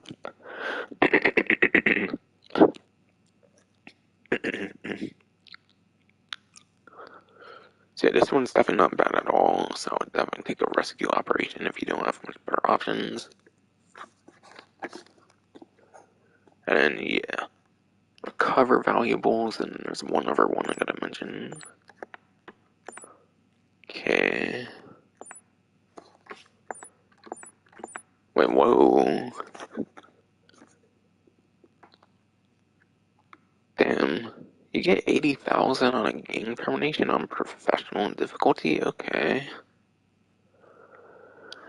I mean, I guess if you don't have one of a better difficulty in a sense, then yeah, game termination could be alright, but it's one of the harder ones, definitely not one of the more worthwhile ones. Not one to totally avoid, obviously, like the asset protection. The only reason I have one on here is because, again, they did take it out due to a glitch during contract updates. That's the only reason I only have one. It's not suggesting it's entirely bad. But yeah. Recover valuables. This will be one of your 2 that can get the Specialist Plus difficulty, which will be your highest difficulty. And yeah, on double money, you can probably make like around $100,000, I would say, on a Specialist Plus pretty easily. So you can make like around like $100,000 definitely on like Specialist Plus on the Recover Valuables if you get lucky enough for the Specialist Plus. And yeah, you basically go into Interior, you basically get like a safe code, and then you recover the valuables and take them over to your agency. And yeah, there's another one. The sixth and final one, I'm gonna talk about the other one that can also get your specials plus difficulty, and therefore just like recover valuables will be one of your couple you want the most. I forget the exact name of it on top of my head at least, but it involves like stealing a vehicle. You have to like go into like an auto shop kind of thing or something, and you gotta like steal a vehicle. It's pretty easy. The enemies aren't that bad in it, especially if you use like a stone hatchet or something for like the invincibility and stuff like that. If you can manage something like that, and even if not, it's not that bad. You basically just drive a vehicle over to your agency, and yeah. That's the thing with Specialist Plus. It has to be a mission where you take things over to your agency, from what I've heard. From what I understand, the ones that you get Specialist Plus have to be ones that you take something over to your agency. So again, that will be your vehicle one, and then that will also be your one where you recover valuables. Those are the two you want the most, especially if you get those Specialist Plus difficulties, which will then net you the best possible payouts. Anything I can do for you, boss? Stay safe, boss.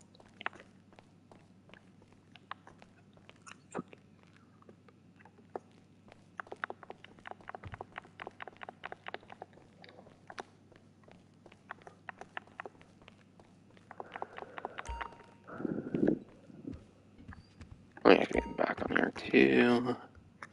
I have to mention something important.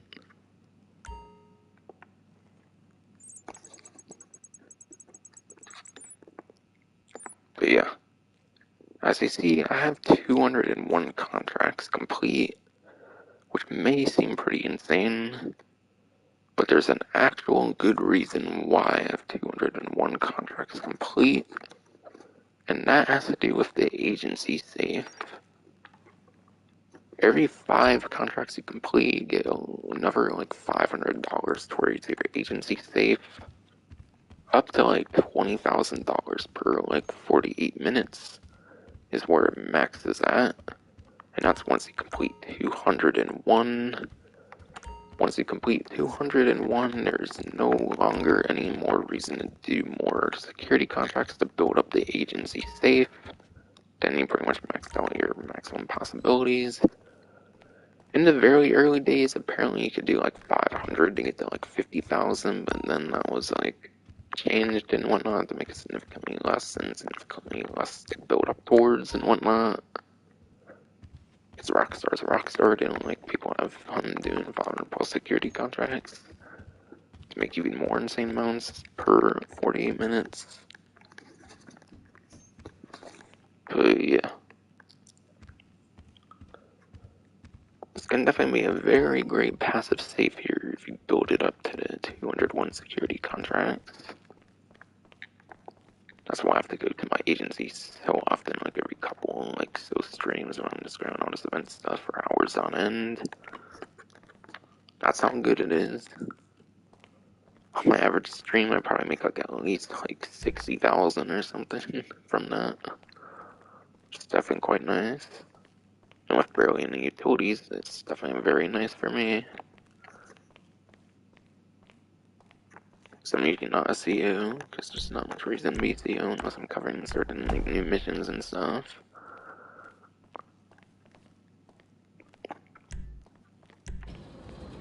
But I think I pretty much mentioned everything I can think of. Very good money opportunity. I would even say it's the best thing you could be doing for the event week. That's how good it is.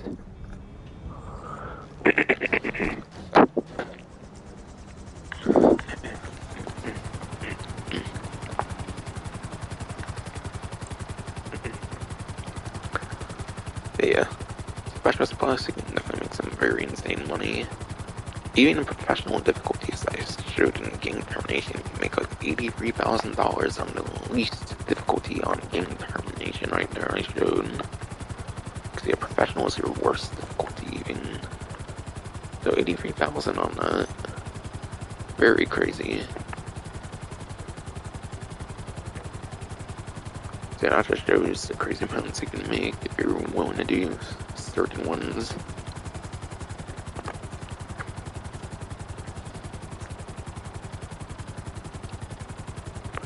or not necessarily show, because I wasn't too lucky to get a specialist bus and whatnot to show it on the actual computer, but I wouldn't be lying about that. Especially when I did 201 of them, there's reasons I did it and whatnot.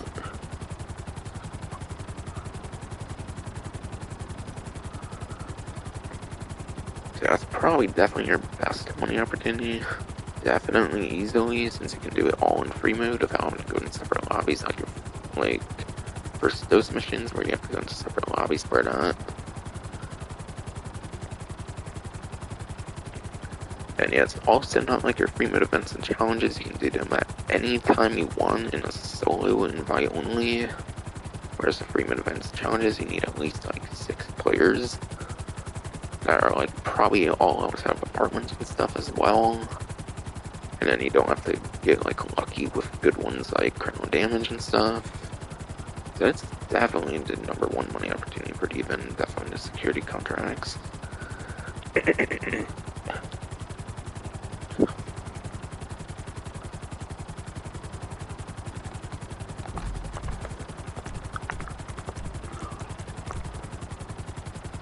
And then yeah, one of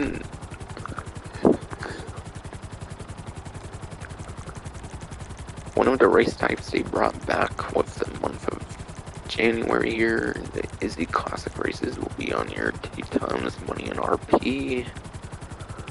And yeah,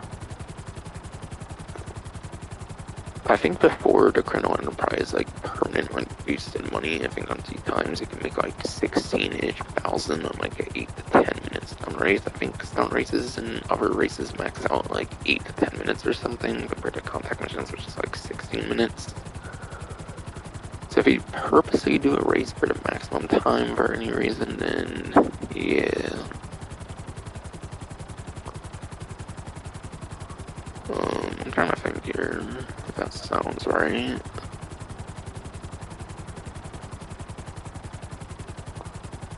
Yeah, you might make around like $20,000 to $25,000 at most in a race for like 8 to 10 minutes, whatever. Obviously, it's not going to be worth doing that, and that's if you're doing it solo where no one can mess you up and stuff and make you place bad and whatnot. If you're playing with other players, then yeah, there's definitely quite the potential in that you can make like 100,000-ish like dollars or something, maybe, or something, or like 50-ish thousand per race or something. But it's not gonna be great at all when you're having to go into separate lobbies for each race. You have to go into separate lobbies just like with your first dose missions. So it takes you away from the actual free mode of the game, which definitely slows it down. So yeah.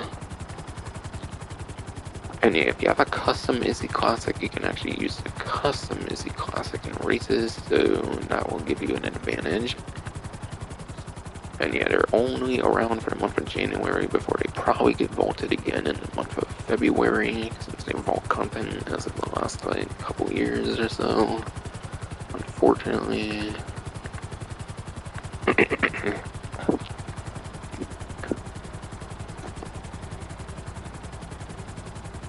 So yeah, definitely not going to be anywhere near your greatest money opportunity. But again, you can only have the ability to do this for a very limited time recently.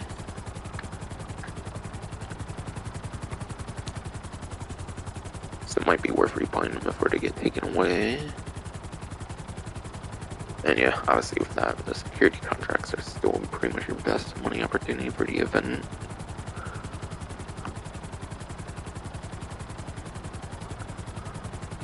I would say the races are definitely one of your worst money opportunities. At least you can do them guaranteed. You don't have to like wait a set amount of time and stuff like you do for the free mode events and challenges at least.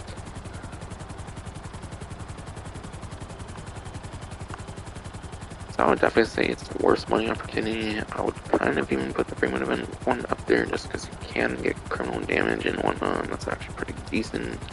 And you can also stay in free mode.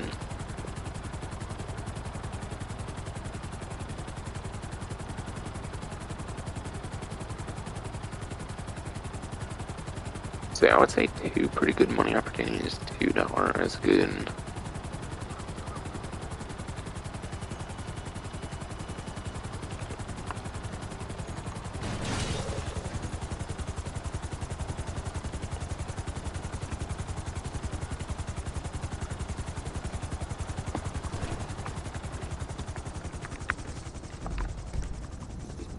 And yeah, next thing here will really just special cargo. Not necessarily a money opportunity in a sense, but has to do with like the speed of something. And that will be 50% faster staff sourcing for special cargo. So yeah, the staff for your special cargo warehouses will get you the stuff quicker, 50%.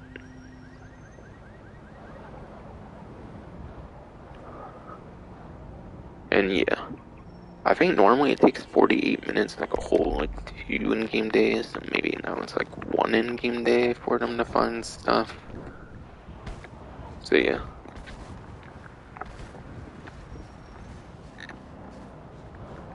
Or maybe for 24 minutes it has to be like a 100% like speed boost or something, so maybe it's like 36 minutes.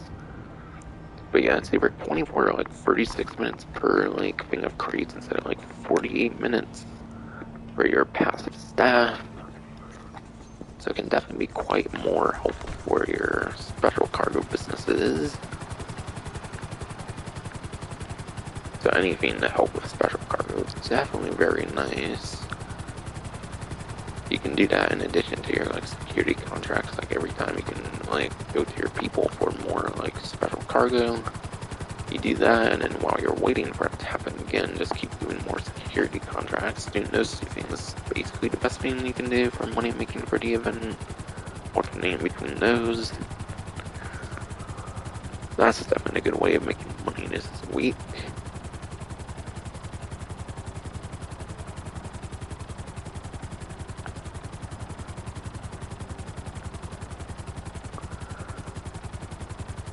And yeah, went over all the dealership stuff, obviously. Subscription stuff is not new.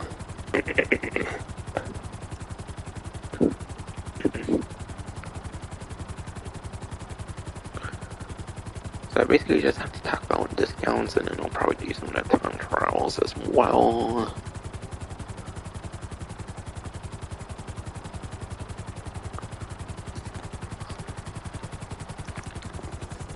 So starting off with property discounts this time.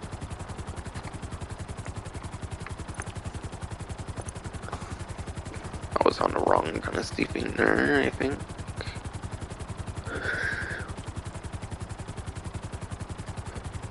Yeah, there will be 35% off of all Dynasty 8 real estate properties.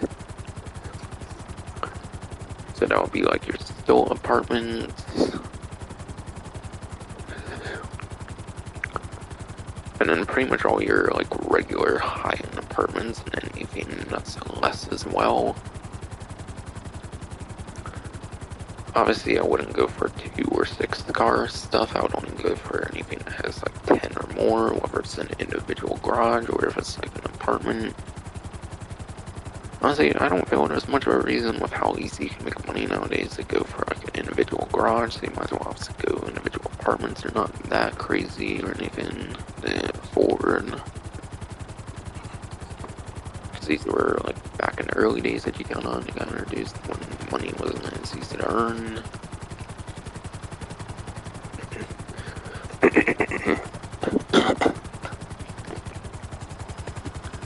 But yeah, the coolest of the stuff you can get on a regular Dynasty 8 website definitely would be those like penthouse things where you can like change the interiors and stuff. So yeah, the penthouse apartments would definitely probably be the ones that you can get the most advantage of, the 35% off. The ones where you can change the interiors.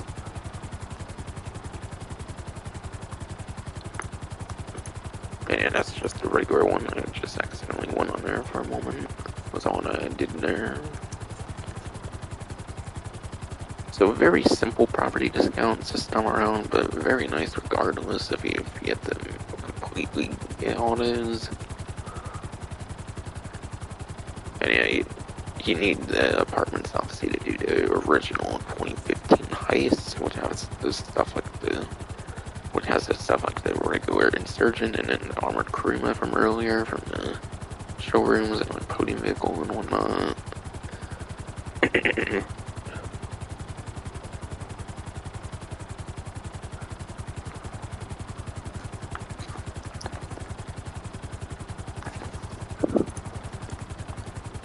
Onto vehicle discount. Or actually, let me look at all the vehicle discounts and then go from there, actually. Most of them were already covered, but there's still certain ones, at least. Yeah, there's the Hydra. 25% off the mil spec, already went over that, no.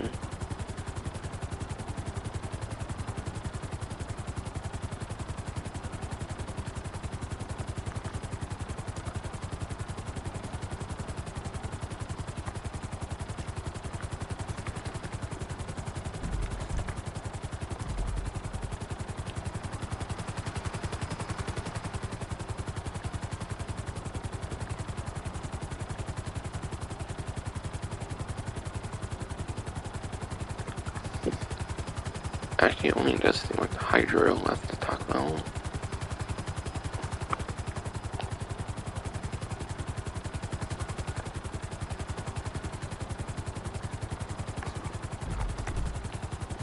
Alright, yeah, that was the thing there. I didn't realize that was over there, to be honest, I don't think. And that just ended up happening there. Of course, I still cannot get the Weasel Plaza event, though.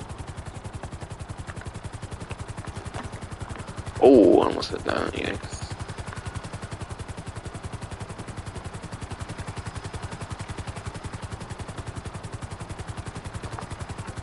Probably won't even get the event at all on stream, of course not.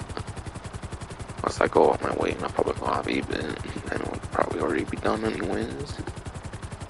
The only thing I could probably do would be picking up the wallet, of course, since I already have the pistol.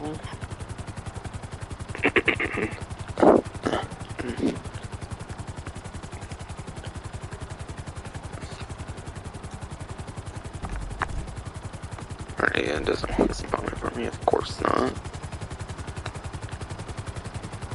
Might still try, but still.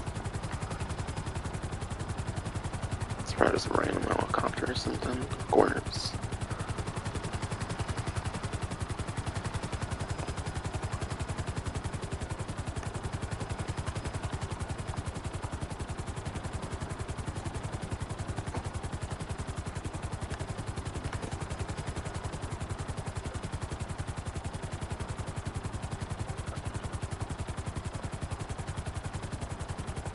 In a discount section mentions 35% off properties, 25% off the Hydra, 25% off Patriot Mill Spec, Buffalo SDX, the Deity, and then the Night Chart. So it seems the only other vehicle discount yet to be covered is actually the Mammoth Hydra, actually. Seems they're all pretty much militaristic discounts this time, which is actually pretty cool. I don't think there was much of a civilian vehicle much to talk about for discounts, at least.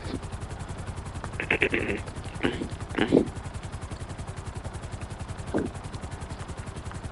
actually didn't really need to spreadsheet too much this time around then for the...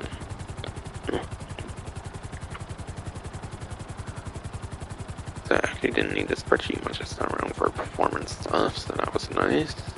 If at all, even, which I don't think I did.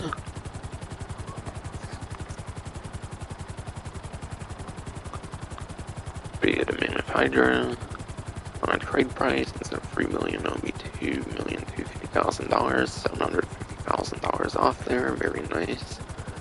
Very nice savings there. You can get like 2 instead of like 3 heists, for example. So it makes it like 2-hour instead of 3-hour kind of investment in that regard.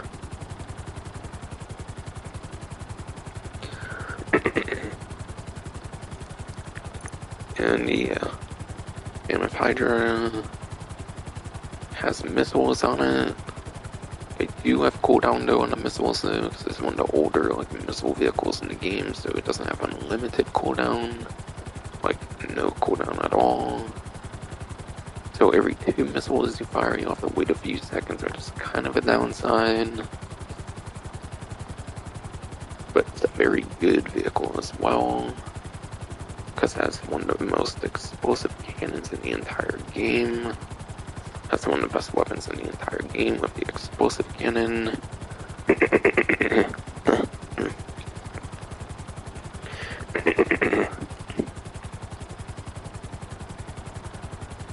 In my opinion, it's a mostly better laser.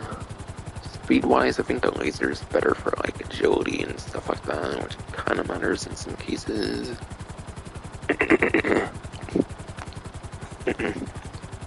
But the Hydra is VTOL mode. Hydra is vertical takeoff and landing, which means it can fly like a helicopter and it can fly like a jet, which is pretty cool.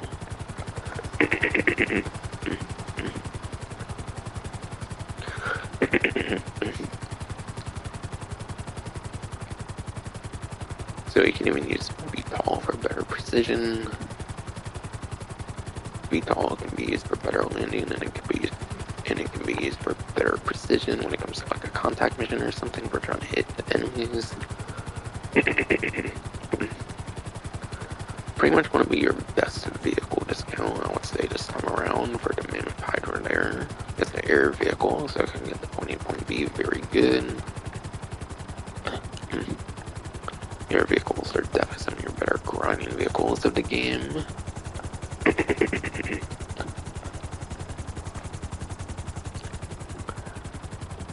Especially since I can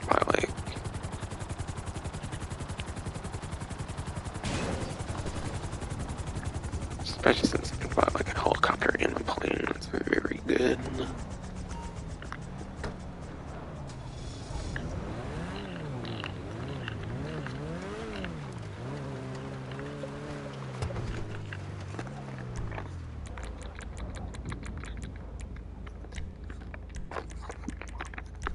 And yeah, I'm just doing this because I found it, so I can get a little bit of reputation by the way for the car meet.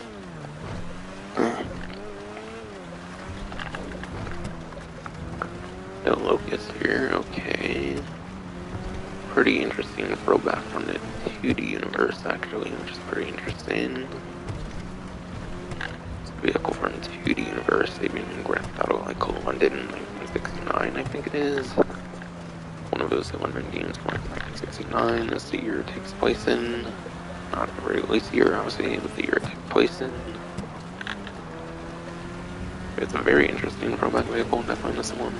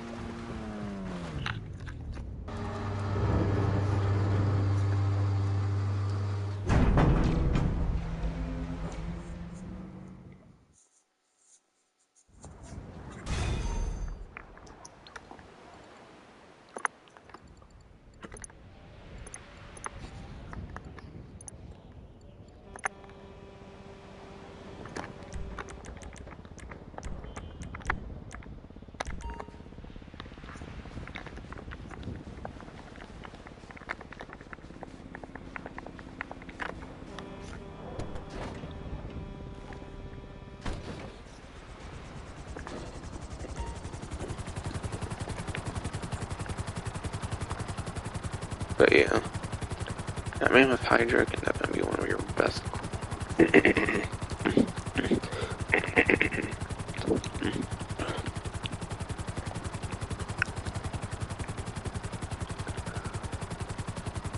yeah, that Mammoth Hydra can definitely be one of your best grinding vehicles in the entire game, just because of that VTOL mode, allowing it to be like helicopter and plane for good landing, which means you can actually use a plane jet pretty efficiently for grinding. Because once that's like pure jet, it's definitely more annoying to land and therefore not as great for money grinding in some capacity.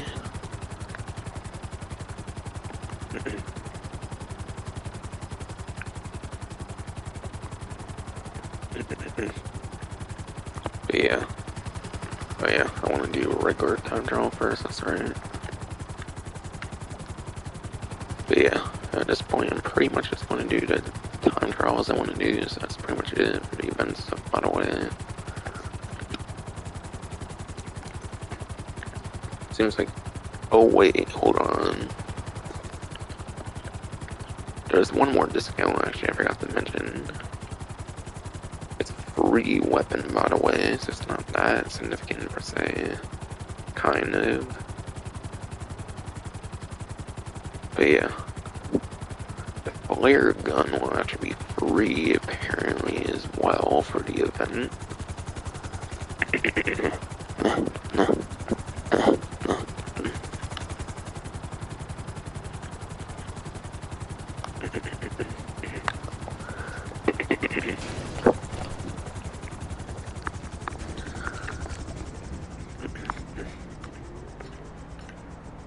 Yeah.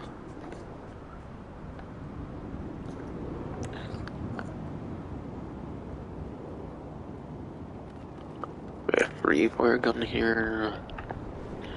When it first came out, it wasn't that impressive. It was mainly just like a fun like weapon to use in like a certain mission or just a couple of certain missions to alert like other players and stuff.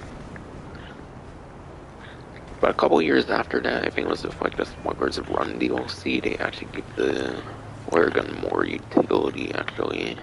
Cause yeah, Smuggler's Run, they actually ended up adding the flares to like certain aircraft as well, with like the aircraft customization, Smuggler's Run, so they actually went back to the flare gun and gave it like actual usable flares, which is cool. So these flares do actually redirect like homing missiles and stuff on the flare gun. Wasn't always the case, but ever since like 2017, like mid 2017, it pretty much always worked like that. And you can't like spam the flare gun super crazy, so it can't like protect you from every missile, especially if you're going against a missile with like no cooldowns on it. A vehicle with no like missile cooldown, which means it can basically spam missiles. It's mainly just good on stuff like the Buzzard and like Hydra, where you have like missile cooldowns to deal with pretty much. And even then, this could use like 2 missiles in quick succession anyways. But yeah, if you're with multiple players with like multiple flare guns, then yeah, that could be a lot more useful. But even still, that wouldn't be the most useful thing on vehicles with no cooldowns, I assume, on their missiles. Which is most of all of like the newer weaponized vehicles anyways. The last one I can think of that they might have not had, like, the last vehicle I can maybe think of that has a missile cooldown would maybe be like the Rogue from Smuggler's Run, and then from there I feel pretty much everything had like no missile cooldown. From there, yeah. I mean, it's still helpful for very certain circumstances, but yeah. Very cool utility weapon, even if it's not the most useful thing.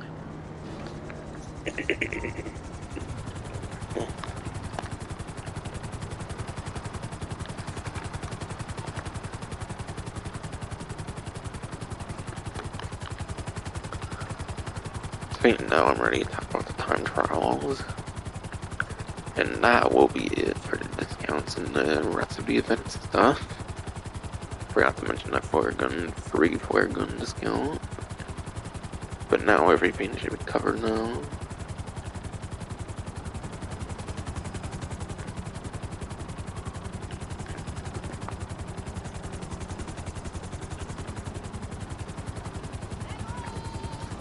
I'll start with a regular one here with the drag. Definitely.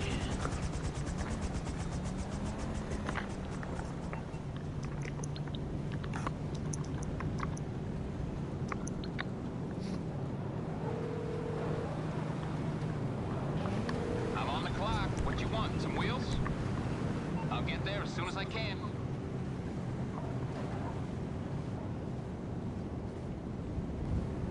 If you see anything suspicious, notify airport personnel immediately. Okay, that's gone further than expected, definitely.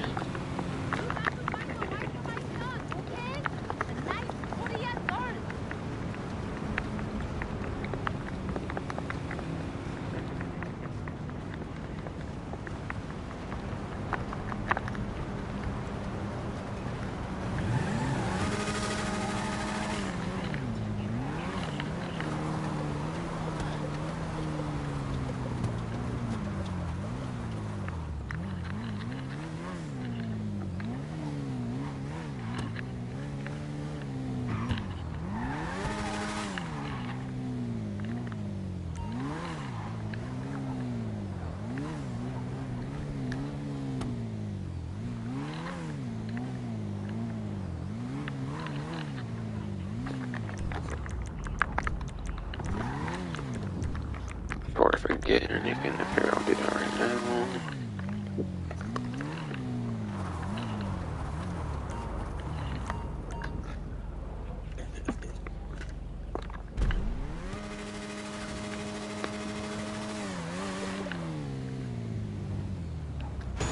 Okay, good idea on safety first there, actually, character.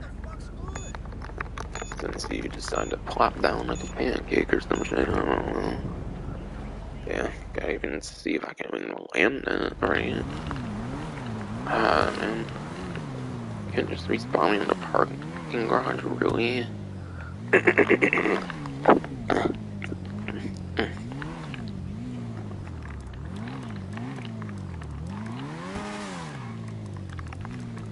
Yeah, really though, I can't spawn on top of the parking garage, are you for real though? At least that time it didn't. Unfortunately.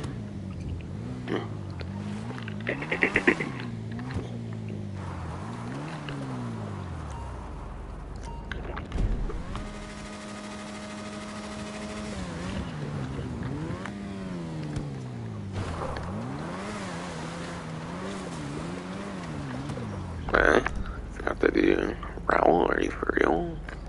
I thought I did no. Could have sworn I did. Guess I didn't though.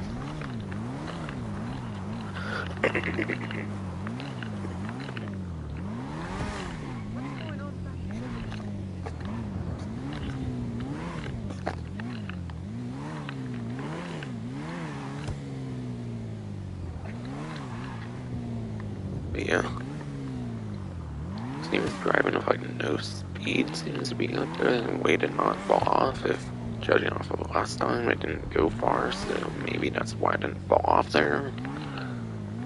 To me, a trick is not to like go too far in the start at least.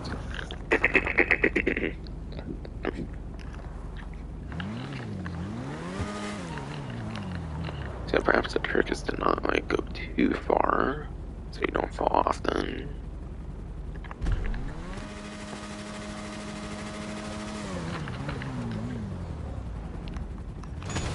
Ah, the sign. No, are you kidding me?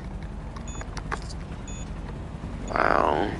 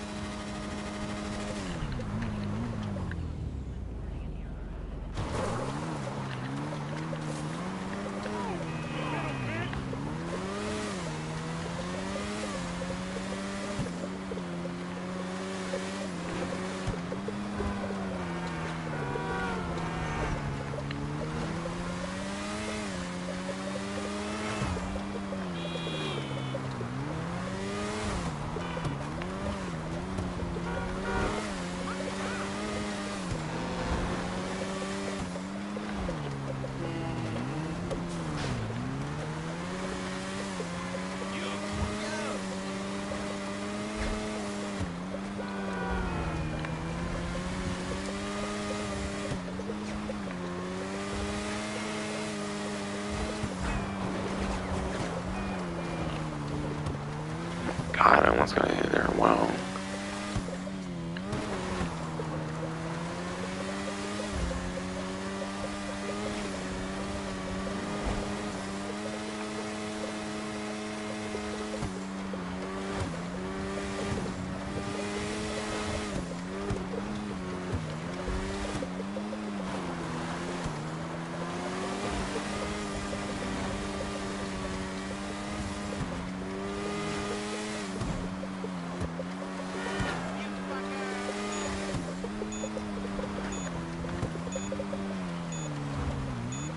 Easy first try on the HSW knockout drag on the 9th gen only, of course.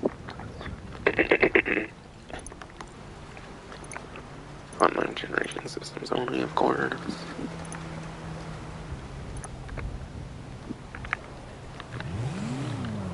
Right now, 39,692,823. Cool. Huh.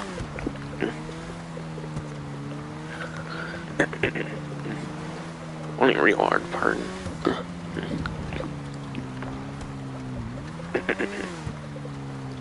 But yeah. First reward part was just getting off of the parking garage and not falling off the motorcycle. Maybe that causes that distance, but if you like go pretty far, seems you wanna be pretty slow speed to start, like I did there on like the second, like third, like fourth attempts, whatever, not the first attempt where I actually fell off and everything. So you just start nice and slow, but then obviously go speedy and everything. And yeah, once you get off the parking garage, basically just go as left as possible, I think I did, until your GPS corrects itself. And then from there, it becomes pretty easy. So yeah, once you're off the parking garage, then go as left as possible until your GPS corrects itself, then definitely, I think, would be the way to describe that, then.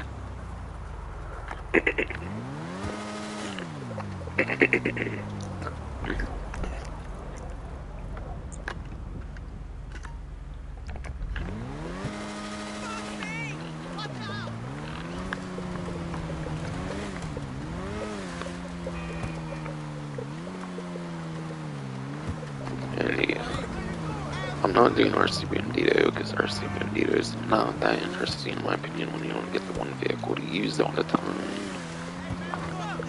Like here, I pretty much always used to drag on the regular time trials and out, but yeah. At least the regular time trials still give you the option to use whatever you want. It's at least very interesting though. So I still do regular time trials. And I'll do HSW obviously pretty much all the time as well, because there's quite the options for that as well. But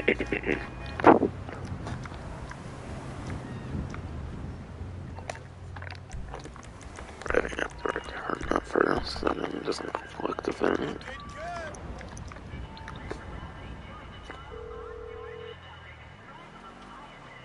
You're through to your garage. You, need me to bring you a ride? I guess that might could be 4 here. TMT. Yeah, I'm on TMT is the last event. Yeah, I think it's time trial number 2 here. I'll be using that TMT on, which is obviously the newest one here.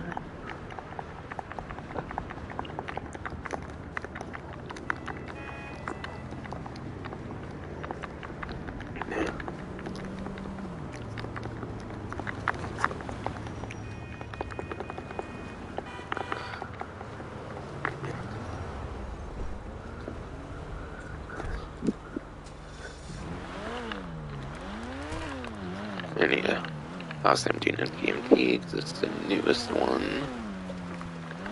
Oh, I was about to say latest and greatest, but it's not the greatest. Obviously, it's the latest only, really. It's not the latest and greatest like the Criminal Enterprise ones kind of were. But yeah, I don't know, compared to the Criminal Enterprise HSW vehicles, this is definitely a pretty disappointing one in my opinion, because it's basically a copy-paste into the XXR, and people aren't gonna like that one, because of like advanced handling flags stuff and whatnot. It's like number 2 top speed, I think, in supercar class, but yeah.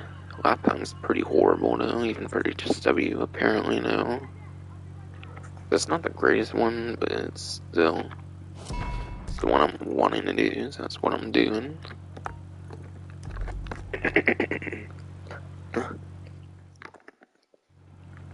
Okay, first time it's time trials on snow, because, yeah. 19 version came out in, like, early 2022, like March, I believe it was, 2022.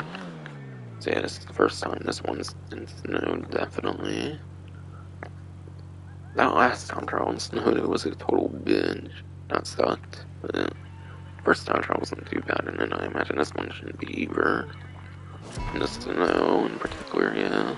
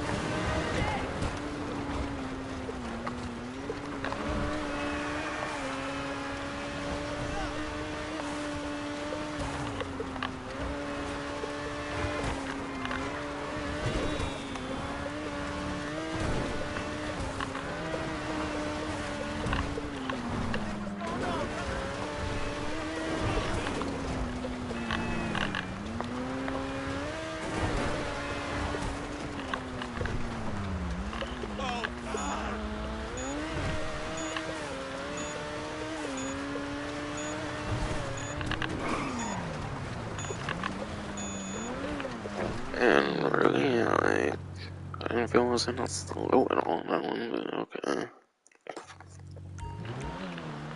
Fucking snow might make it take a couple fucking attempts at least. Eventually, I've already ever won this. That first one, not the like hardest one I was mentioning earlier, but the like first of like the 8 town trials, the like one from last week. I mean,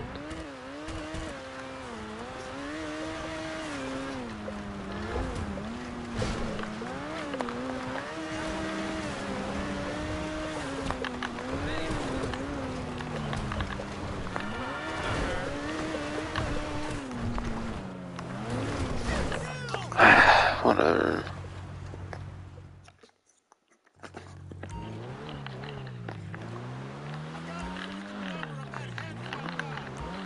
Yeah, I don't really think that would be better than every round I was doing there. Definitely not.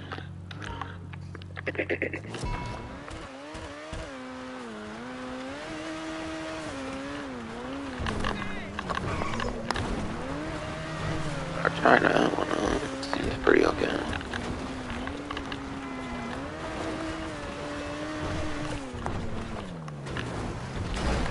If I can not do that.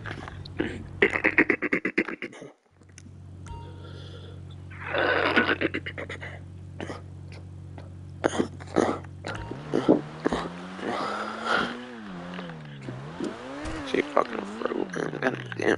Fucking yeah. Kind of.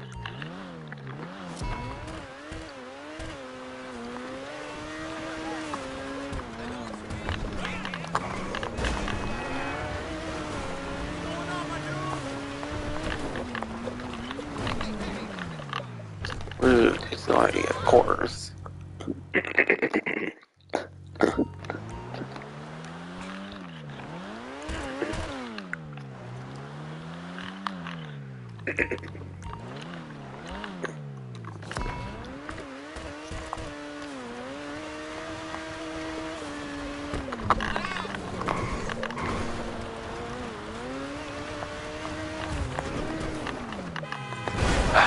Society again. Whatever, dude.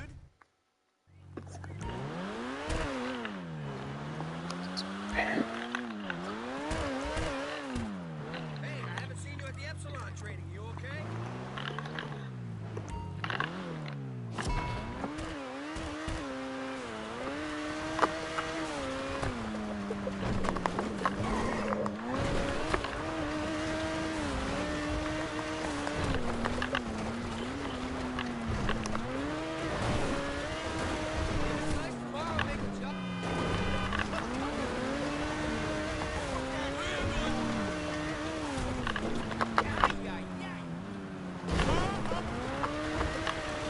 think they did a little better at that jump there this time, definitely. Two.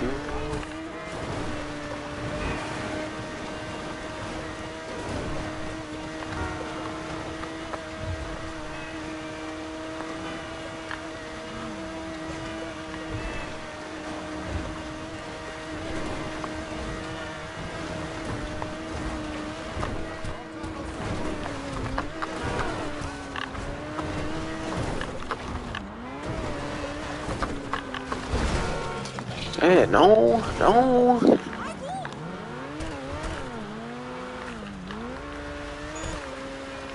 Fucking damn, that's what the fuck everything is. It sure did. Oh my god.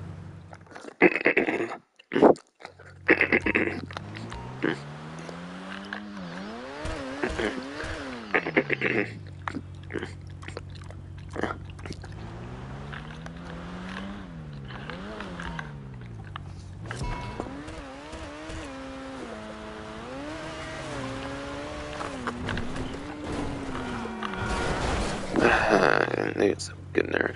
Ruin everything.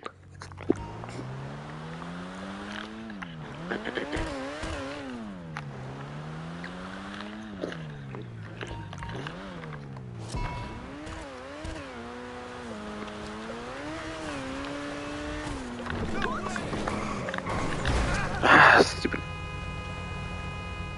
Stupid RNG in the car there. Are you kidding me? That wasn't there before. Of course, the car spawns. I got trash.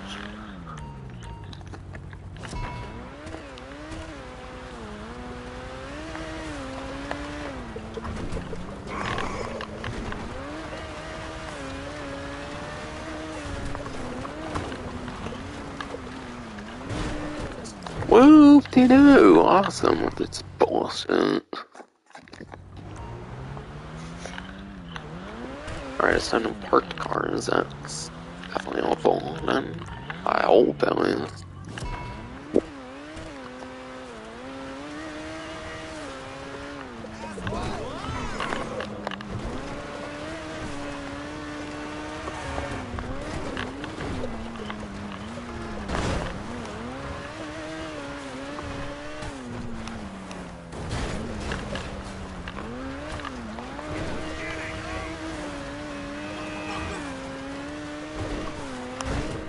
Oh my god, I can't believe I did that somehow. I think I'm gonna get pinned to the fucking side that time somehow.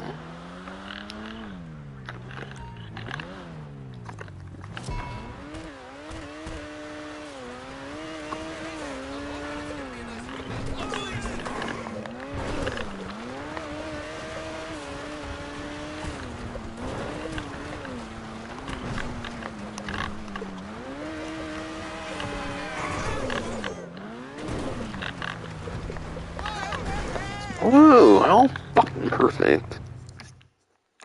God, with this random bullshit at a time.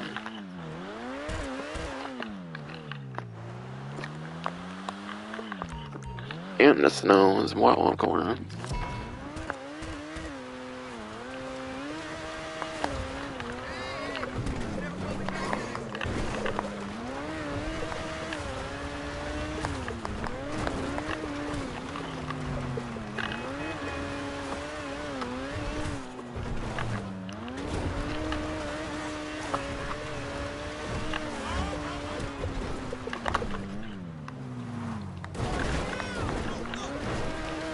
I should still be fine, it would have been good.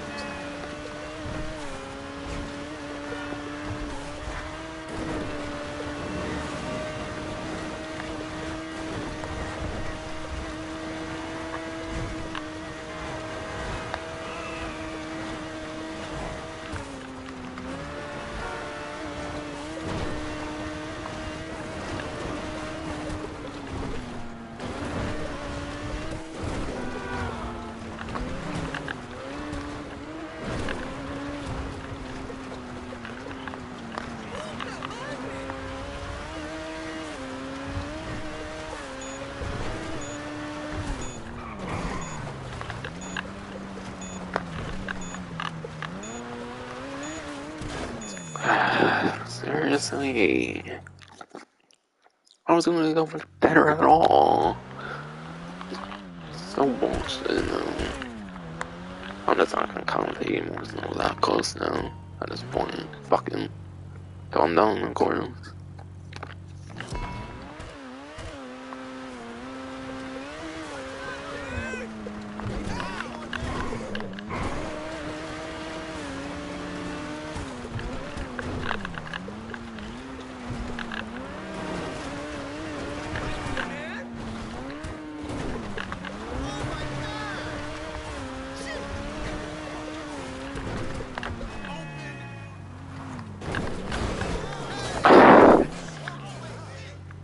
Wow.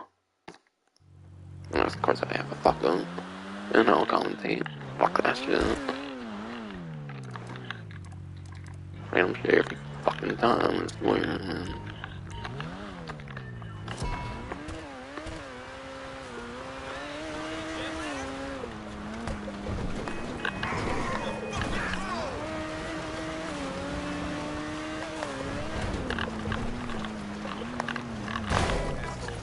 Motherfucker was bullshit. Random bullshit.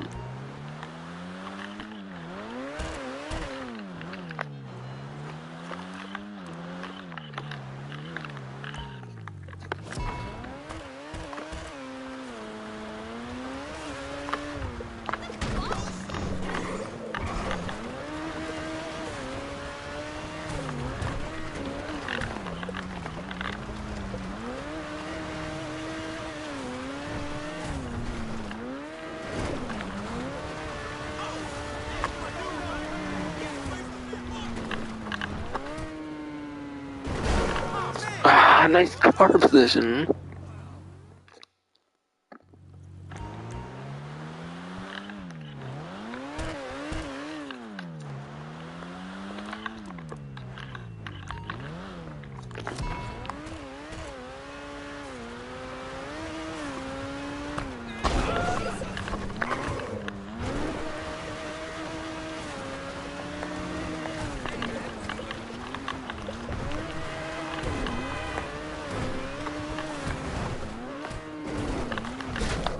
Whoa, how? Fucking game. Wow, yeah, I did wreck my head. I figured it in.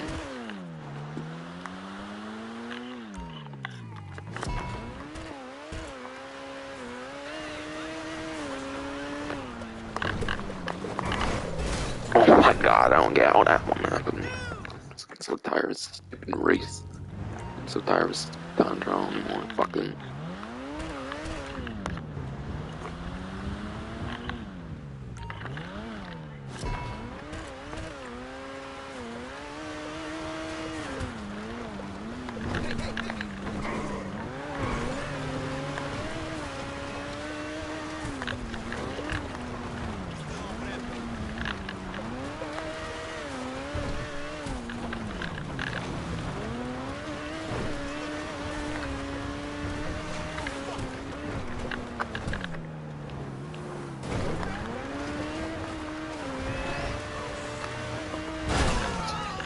It's the burn around, man.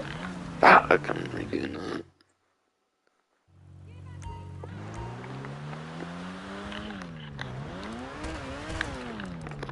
Just in case I'm redoing it. Fucking game.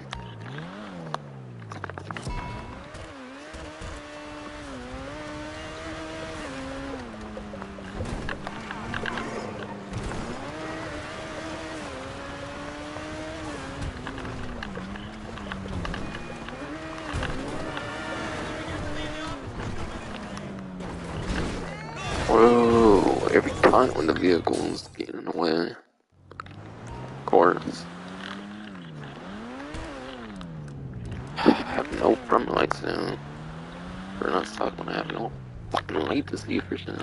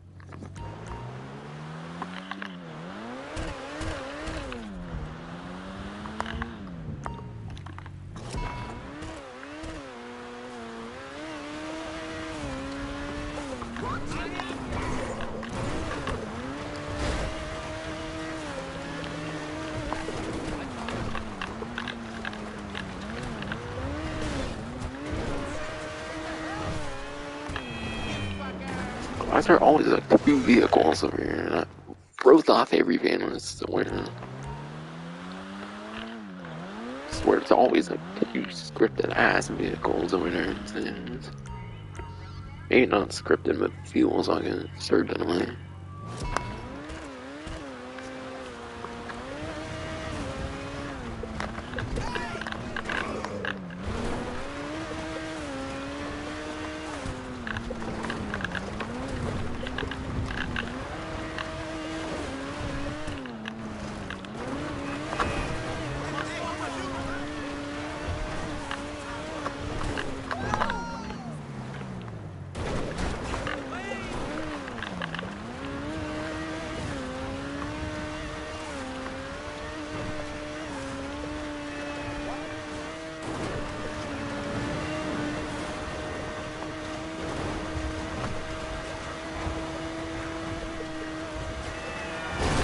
Are you fucking serious? Turning into my fucking lane, bruh. Can I look at any fucking worse on this shit? Are you kidding me?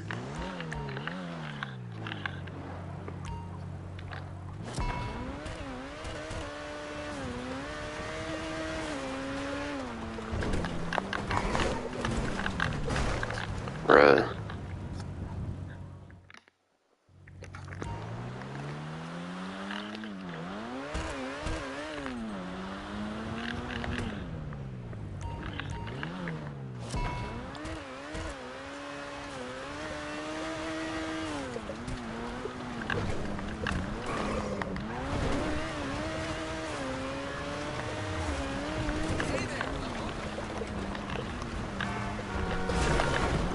Whatever. Fucking stupid vehicle spawned again. I don't even this shit already fucking game though. No Ron, fuck you.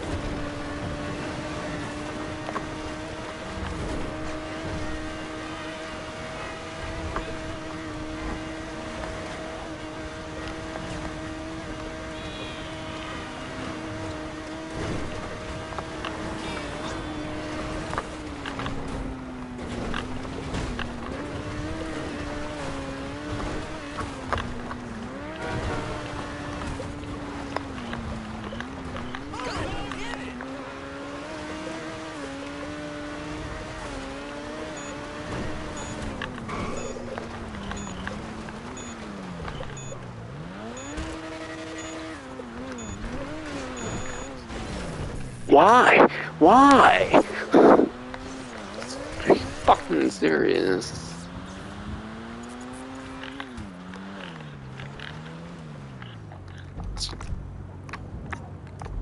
I was that fucking close. Are you actually kidding me right now? Oh damn, 2 just hit capacity in both the nickel and the agency, goddamn. Wait, there's after some raging decent fuck best here. Shit. I was so close to finally fucking doing, but now, of course, some shit happened too.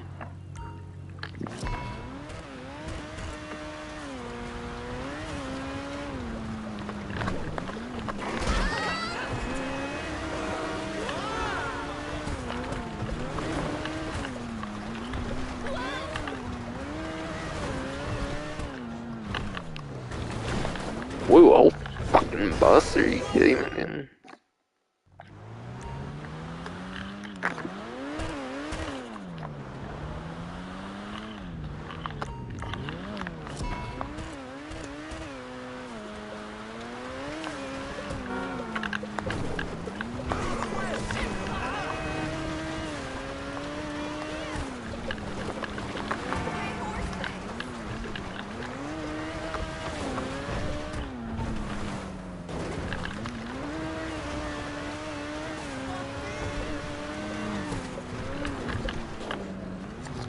my god! Yeah, I want that eye. Cause I can't see shit. Of course. This game took too long for me. Family makes me do this shit all the time.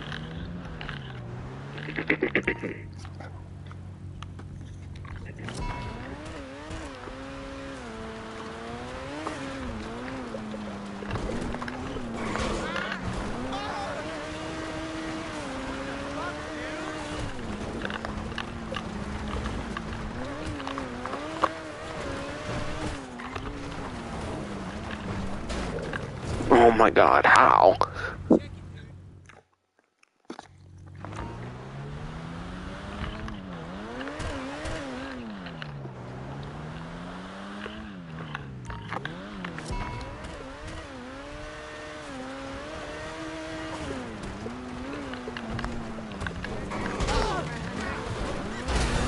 Ooh, car run the fucking way. It wasn't even technically.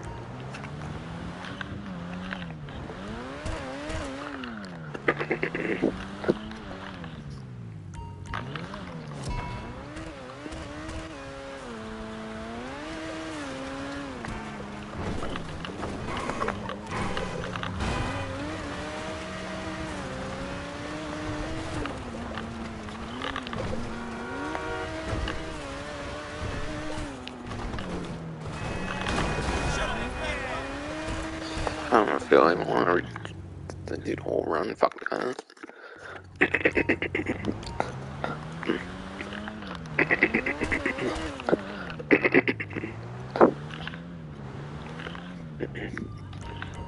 I swear.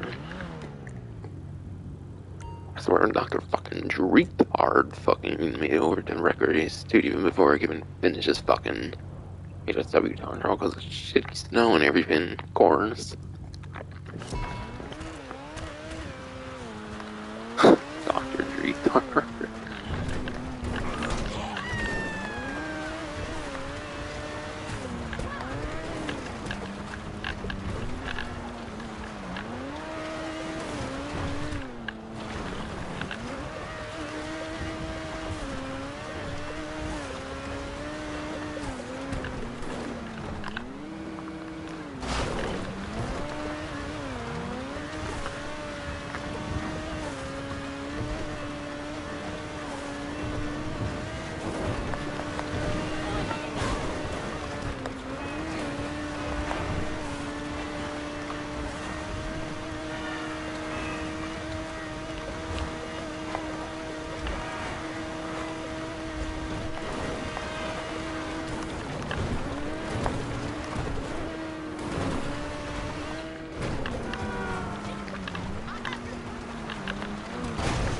Move!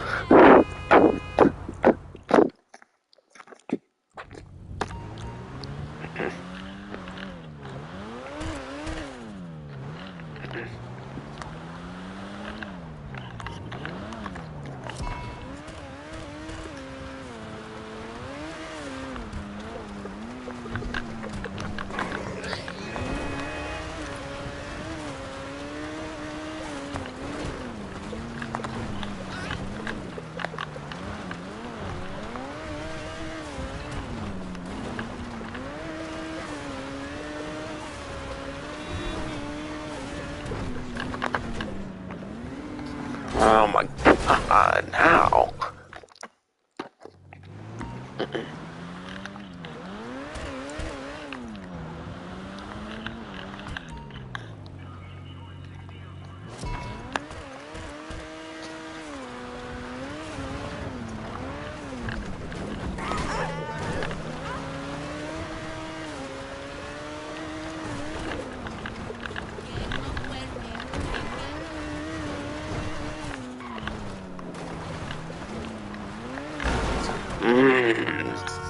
Damn vehicle and someone's in a fucking way.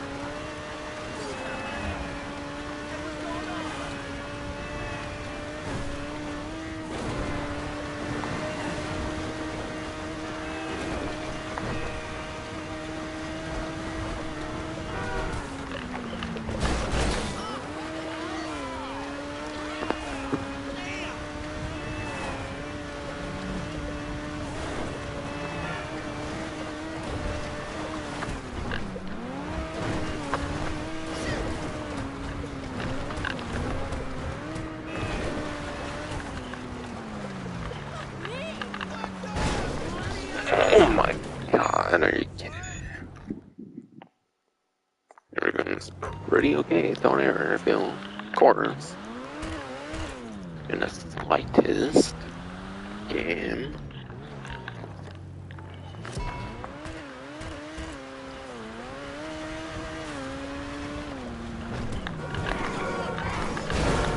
Oh my god, with these NPCs and the stupid cars.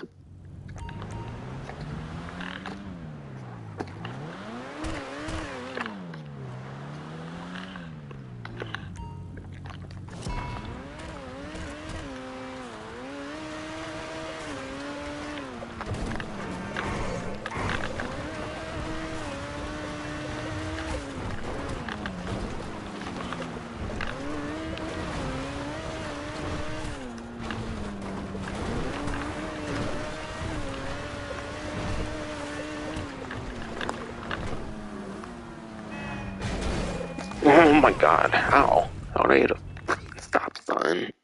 So much shit. Stop. Street light. That was bullshit, man.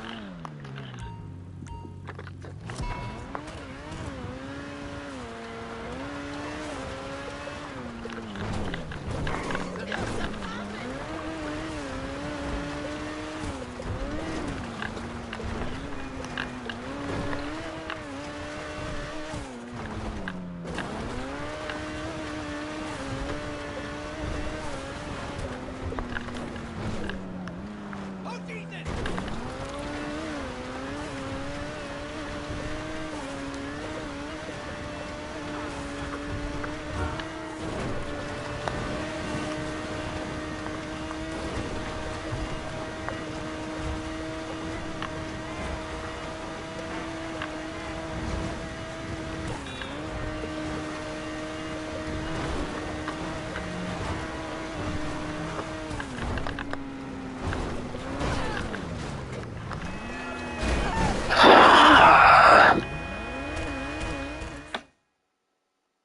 Wow.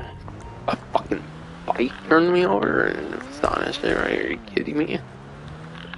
It's all going so good till that. Of course.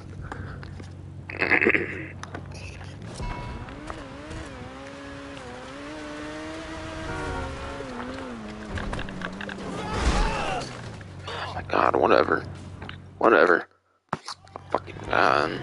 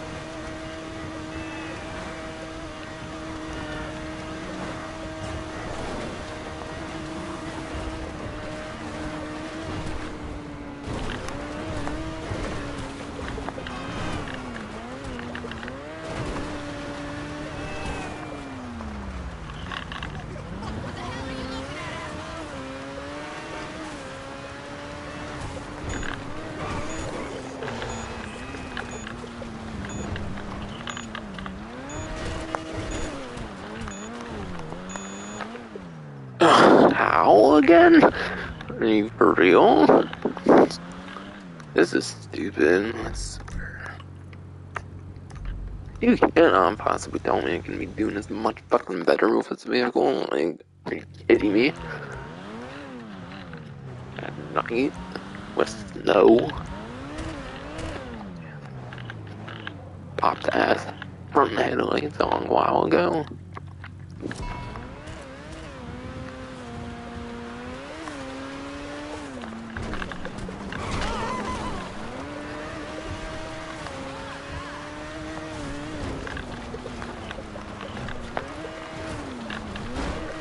Whatever, man.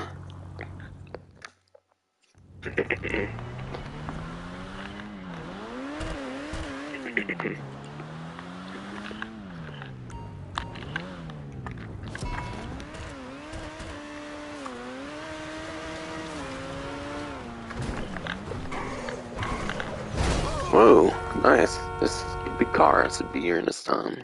Great.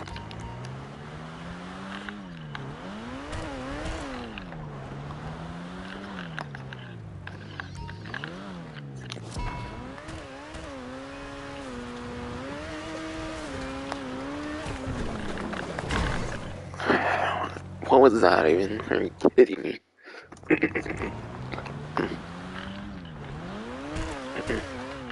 I can see shit anyways,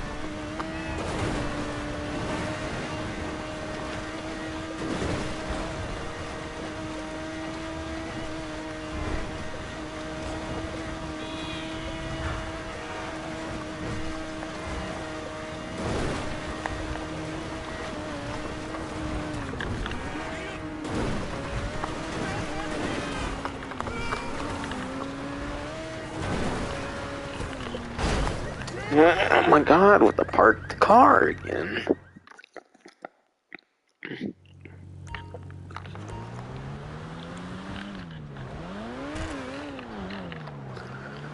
That one was way more fun than the motherfucking ones.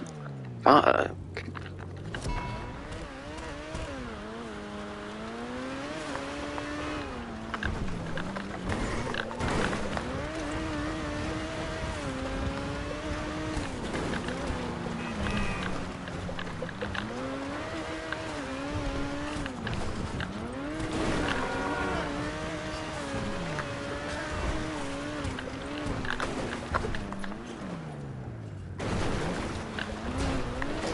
Oh man, I swear, this is bullshit.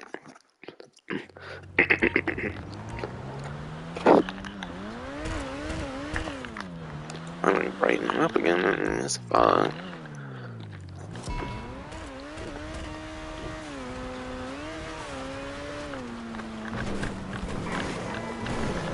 Oh, if not again.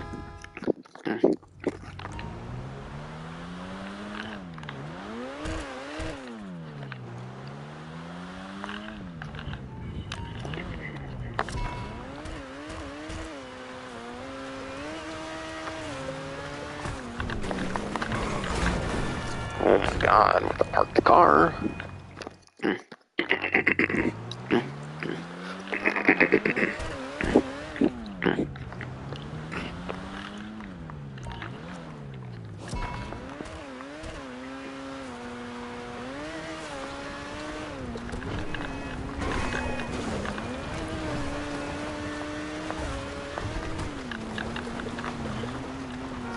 What the hell? What was that?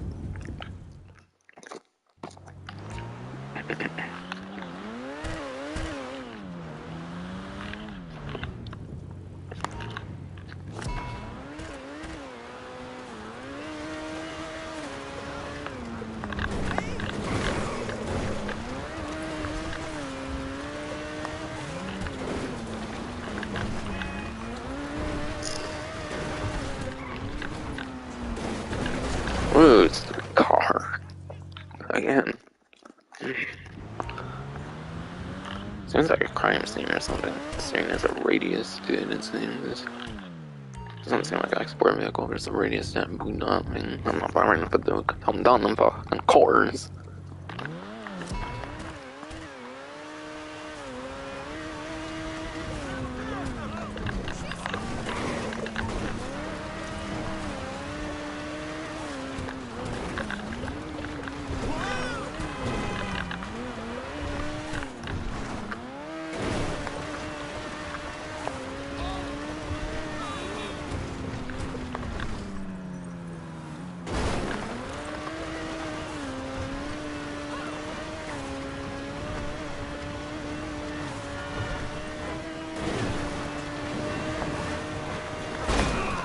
my god! Turning too fucking much that way, of course.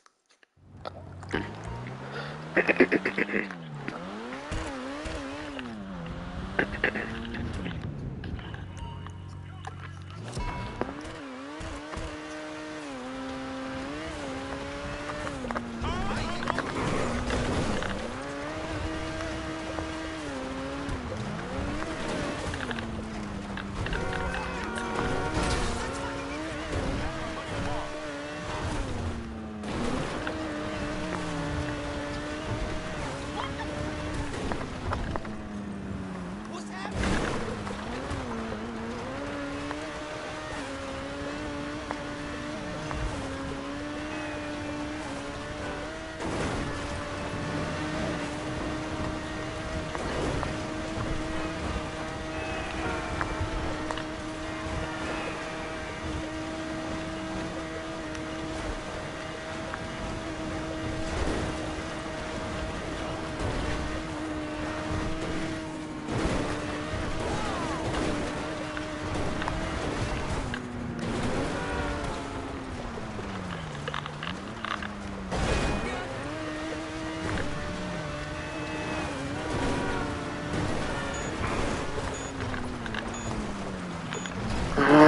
Too much acceleration.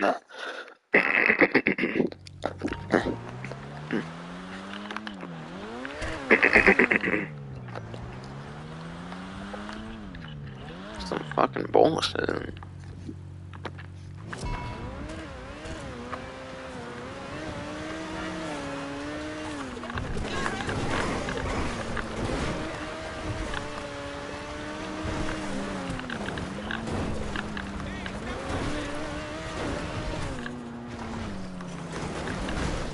Oh my god.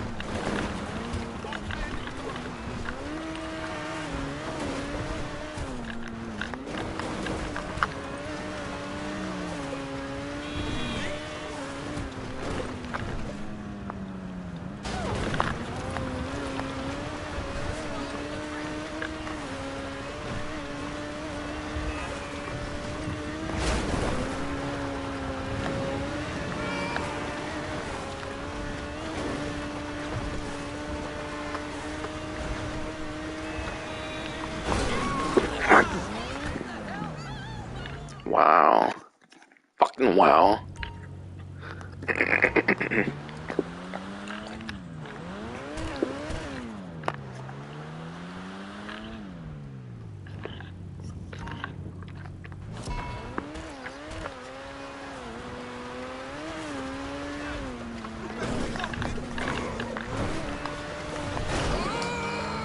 Fucking cockstar.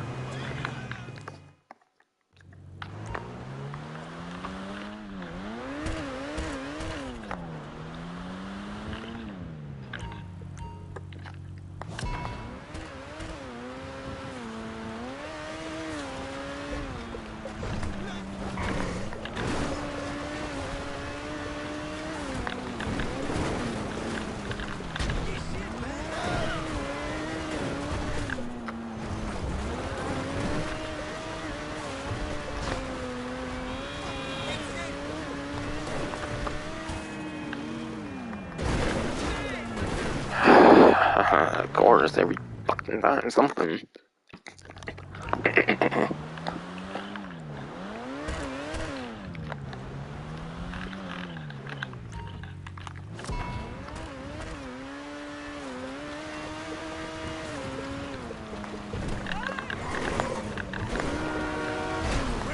Oh my god, why?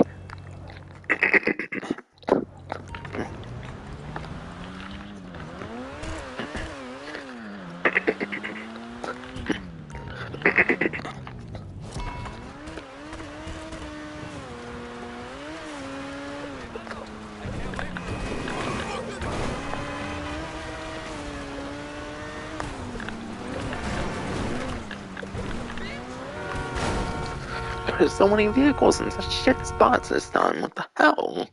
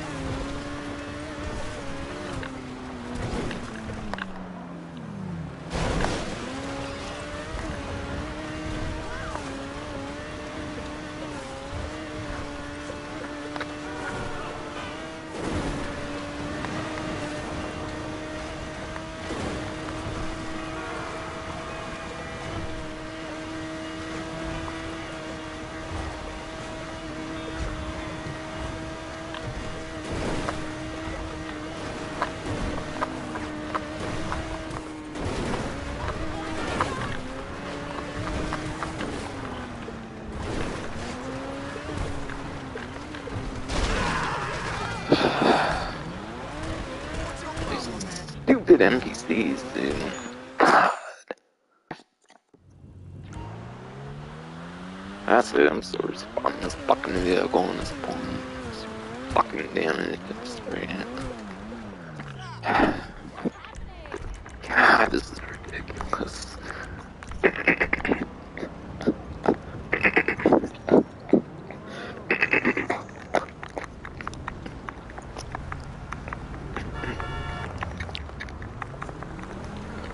I'm still not gonna go to drag just because this game has to make it snow and everything. Hell no. I mean,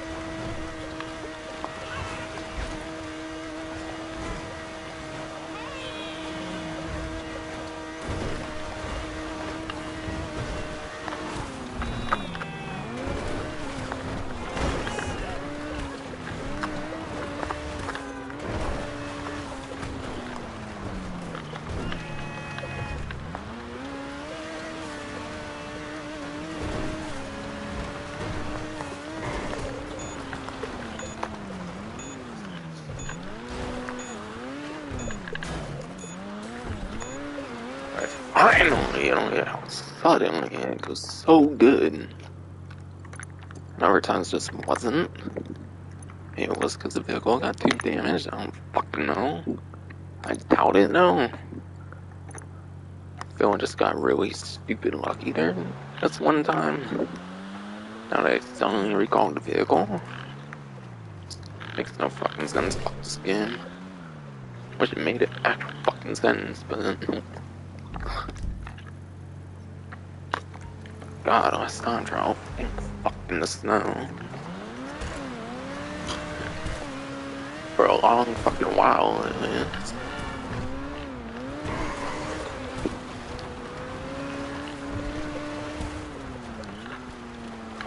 Gee, or 3 hour stream because that shit.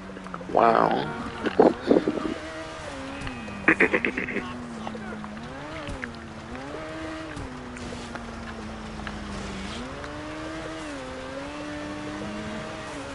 Yeah, fuck, I'm so pissed. I want some good driving experience here. Okay, seems like while I'm up here, I guess I'm gonna back out over to here then.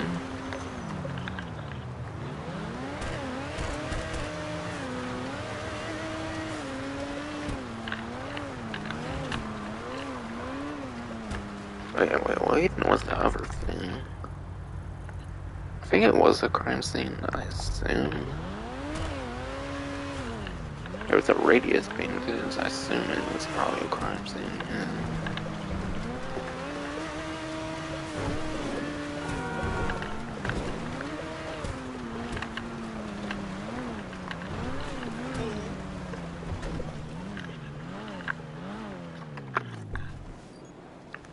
I guess I'll see if somehow all of us see still like nighttime, which I don't think it will for you to see, then I could see if in like the export vehicle or vehicles, if I even found more, something. I think that's the export vehicle I found at least. For the new boot out here. What's up, boss? Stay safe, boss.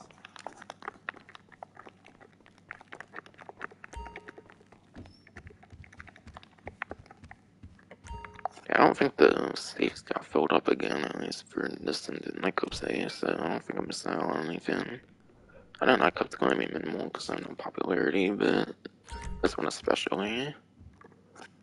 I don't think the next 20,000 kicked in. And yeah, I lost 10,000 because I was at 40 before, but that's because I was busy with the time trial. I should have probably done it before that. Still, doesn't really matter to me anyways. I'm back to 40 million, yay.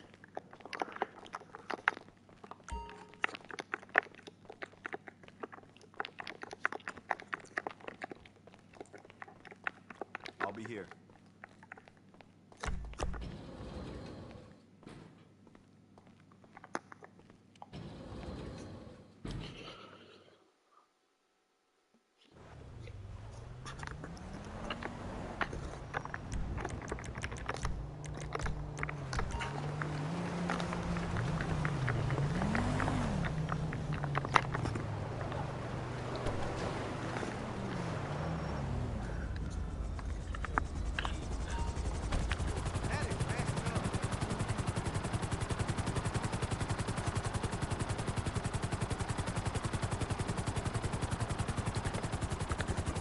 I had a thought, didn't I? Well, if it disappeared, then maybe it wasn't an export vehicle or something. Then. If it's one off of like proximity, then it might have been like a drug vehicle or something. I don't know. Because I don't think those usually disappear if you go in the interior. I don't think so. I think I've been in interiors and export vehicles still stuck around, so I don't know what that would have been then. Well, I want to be going to the nightclub and safe now. Honestly, that's fine. It's like, I do not want to be doing the stream any longer anyways.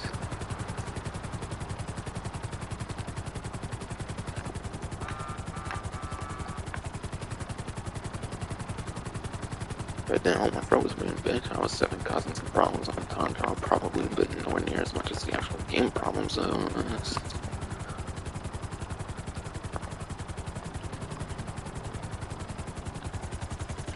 I mean, it was probably purely in the game, probably nothing with me. I mean, my throat, which is...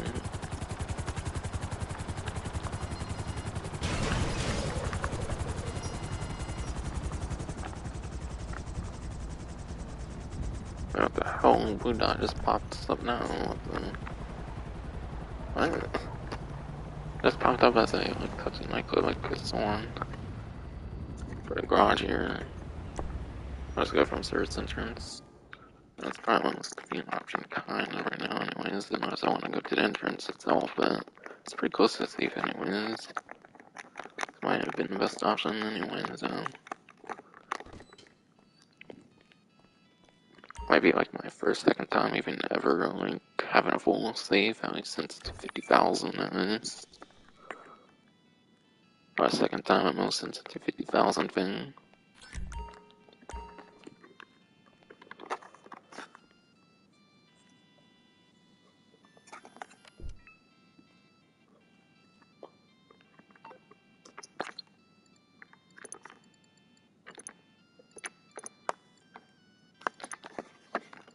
Yeah, 40,438,568. Nice.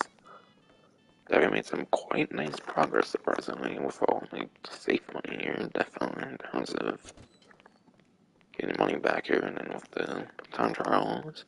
I think I basically made enough money for the upcoming railgun. And it's like 700,000, like some 30,000 or something. Honestly, I probably shouldn't have talked about that one because it didn't necessarily pertain to any like stuff, but yeah. Hell, honestly, if I wanted to, I could get the new railgun early for like the crater and stuff, because apparently it's a possibility. Since they did no new content this week, of course. But yeah, I'll just wait till it releases. I'm no hurry for it. And yeah, I do town trials, so it wouldn't disappeared because of that. But yeah, I do town trials for the money and stuff, so apparently town trials get rid of that railgun anyways. It's not like fully released yet, obviously. Yeah, I think that will finally definitely be it for this stream. Next stream will probably definitely be the next GCon event week stream since it's so close to the next event, since I'm doing this, since I didn't want to do it till Monday, because I did not want to do the stream till Monday, because of course Rockstar said I'd do a generic event week so soon in the DLC, not even a month in the DLC, and it's already a generic event week. How's that? Even Crown Enterprises didn't like go like one whole month with a generic event. I feel it might have been more like 2 months or something, or over a month at least, for the first generic event. At least I think. Either way, it's bullshit. I'm in a free roam event or anything. Remote event. But yeah, all the crazy amounts of drifting and all, but yeah, that's fine with me for this fucking stream. Hope you fucking enjoyed. Fuck that time drawing, so last one, thankfully. Fuck it,